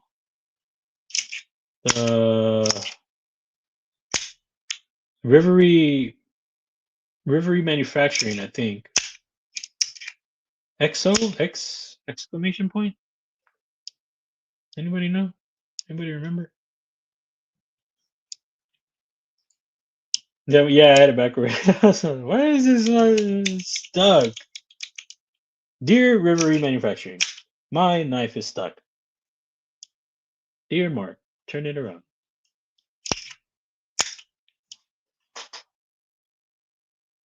I'll look at it right now. The 0. Yes, the 0. Thank you. Appreciate it. Yeah, I was trying a lot of ooh, okay. Failed to throw out on that. Come on. Ah! I can't flick it. I can flick it. The thumb is harder. There we go. Just had to get the feel for it. There you go. Smack it out of there. Gotta watch out because the blade might. It flew out at work. I did the flick out and wing. I was like, oh, okay. I think my favorite has been the tack knives OTF. Second is close. Second is the Chavez Chub Slider. It's a blue label, and it's tied, or it's pretty close. I think I like the other one a little bit more. More though is the James Brand Palmer. The Palmer's pretty good, guys. If y'all haven't tried it, I know some of the James Brand stuff's a little up there in price, or a lot up there in price. But the Palmer's a good deal, especially on White Mountain knives, and they have some different versions, or they used to. This is a good deal too. American made, something cool. I don't know if they're still priced at what they were, but I think this is originally like $70 or 80, something like that. I think I got this one for 60. Or 55. I don't remember. But for something, if you want a little piece of American made in your pocket, if that's something that you've been trying to build your collection of American stuff, is a good start. I remember for a while I didn't really have any American made stuff. I think I had my ABW slip joint. We were somewhere, and I think it was 4th of July or something. I don't remember. I think, and we were out, and people, I was seeing Instagram posts. People were posting like, "Oh, American carrier" or whatever. And I didn't have anything. I was like, I just have my slip joint. So I was like, I need to start, grabbing some stuff. Chinese made stuff, German, there are a lot of great things out there, but I just wanted to get, start a collection of stuff that was made from around my way, you know what I mean? And I've got a nice selection of some things now that it's cool to have, you know. But like I said, there's other places too, This guy right here. Come on, tell me you don't want to put that in your pocket. Some of y'all might not want to. Look at the mirror finish. Some of y'all might not like it, but I do.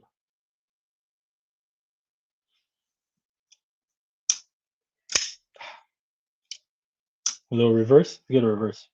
Ah, whew. I gotta calm down, guys.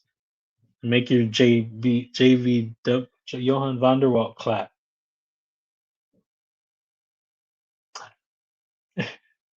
Ben Stan, what's up, dude?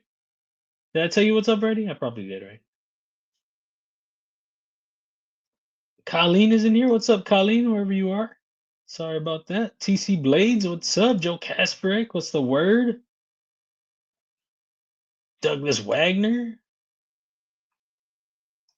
I was embarrassed I didn't have a single American made knife in my collection. I wasn't embarrassed, excuse me, I would say personally, but it made me feel like I was missing something, I guess. I mean, I had the ABW slip joint, so I was like, oh, okay, I have that. But I was like, and my pen, I had my tactile knife, smooth operator. But it made me feel like I was missing that part of my collection. But I wasn't really embarrassed. Personally, I just was like, man, I need some American made stuff. It'd be cool. Excuse me. Send to me, please, and thank you. Henry G, check your spelling. I don't know if you caught that already.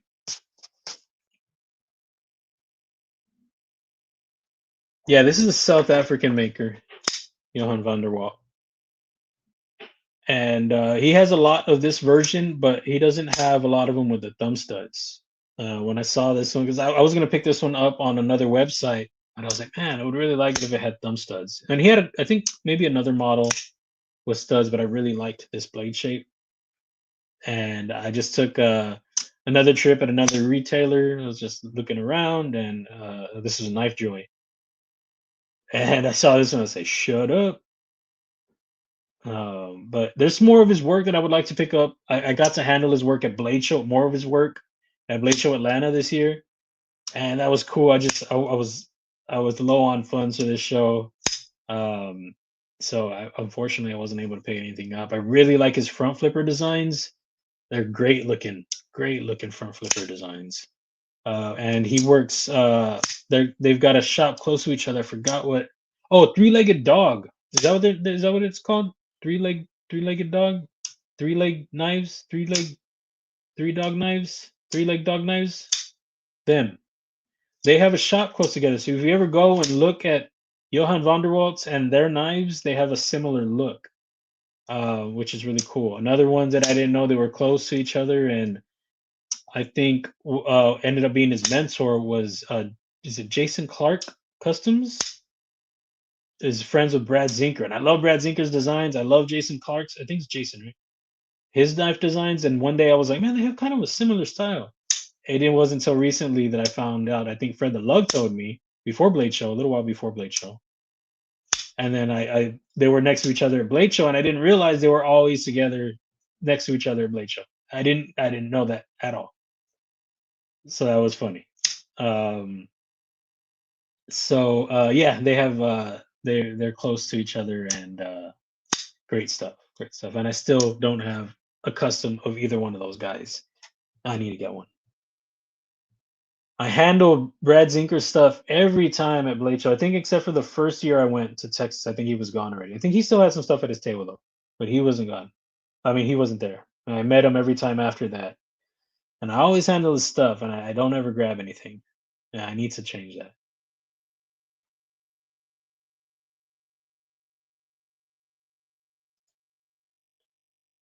Oh yeah, I think I did see that too. Yeah, I hope you feel better, Colleen. Sorry. Yeah, I saw that earlier.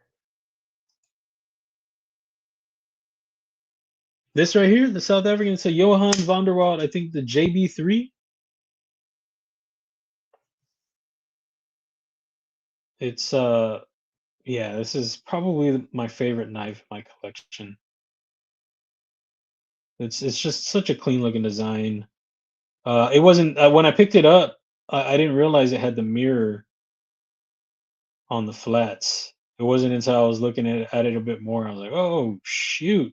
And it matches great with the pivot collars he's got going on. I like the pivot collars, they're different, like bubbly, like a bubble look, and dumb thin, like stupid thin hollow.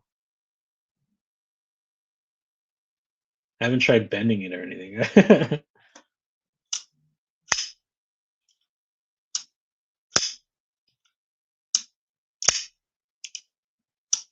Oh, shucks. Shucks. I like it. This is a good combo. The finishes are different, but I still like the carry. You match that with the mirror. Nasty pockets. So there's some nasty pockets right there. I'm gonna put it in my pocket right now.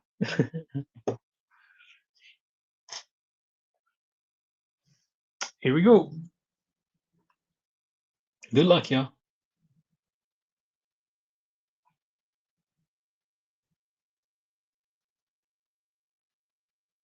Dwayne Letterman with the win. With the Winnie Pooh. Congrats on the win. So you get an O Knife article when it comes in.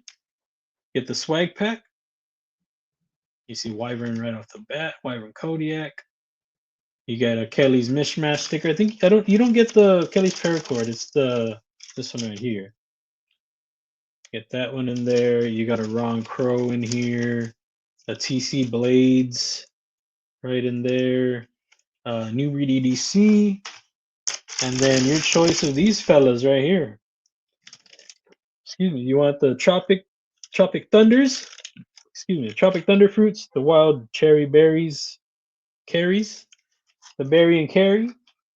Or those one of those two. Sorry. All over the place. Or the Crackers.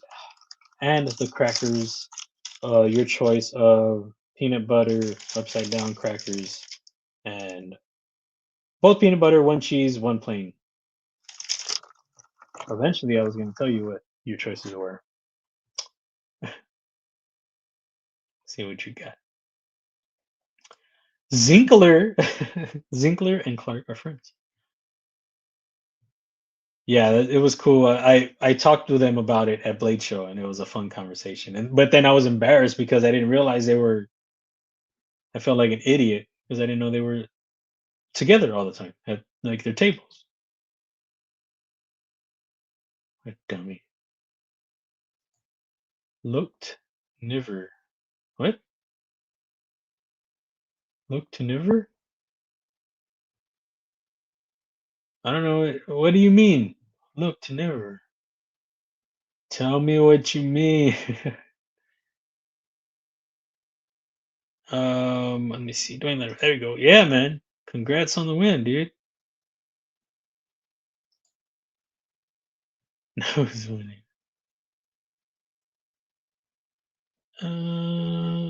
Zach stuff? What? What's up, dude? It's good to see you. I've never seen you in my stream before, dude. I appreciate you stopping in. And it's cool. It's good that I'm actually caught up on my chat because normally, I'd be working on some CAD or talking about something, and I wouldn't see you till like 20 minutes later. Very cool, guys. If you don't know Zach stuff, go check him out. I know all y'all know Zach stuff. I got his link right here. I got it handy. I saved the link just for this occasion, man.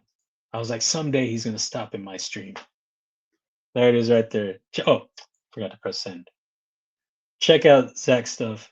His channel's awesome. He checks out all sorts of designs, all models, a lot of models. But if you need anything Benchmade, any knowledge, Benchmade, anything about that, check him out. He's the man. There's a lot of uh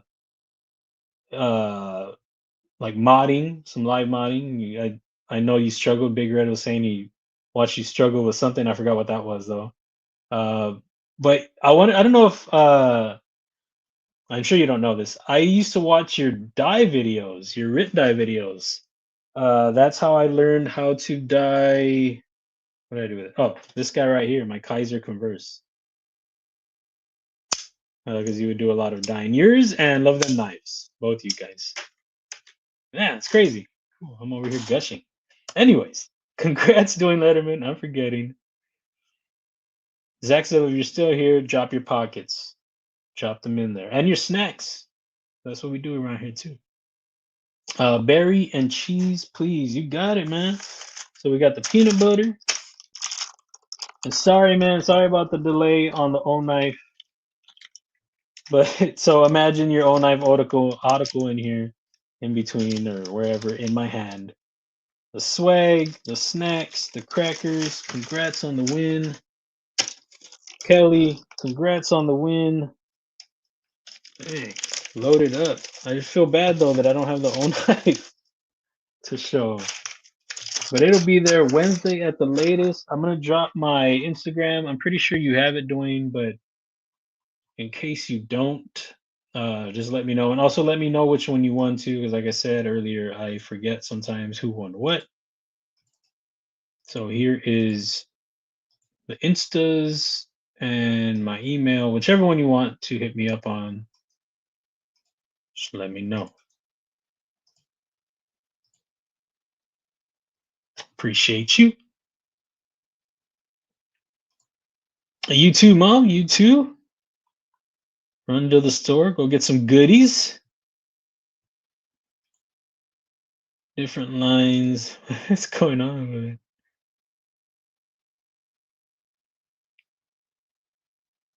And my grandboy is sitting here at my desk. I think he may have hit the keys. Oh, I thought you were telling something like secretive or I thought you were making fun of me.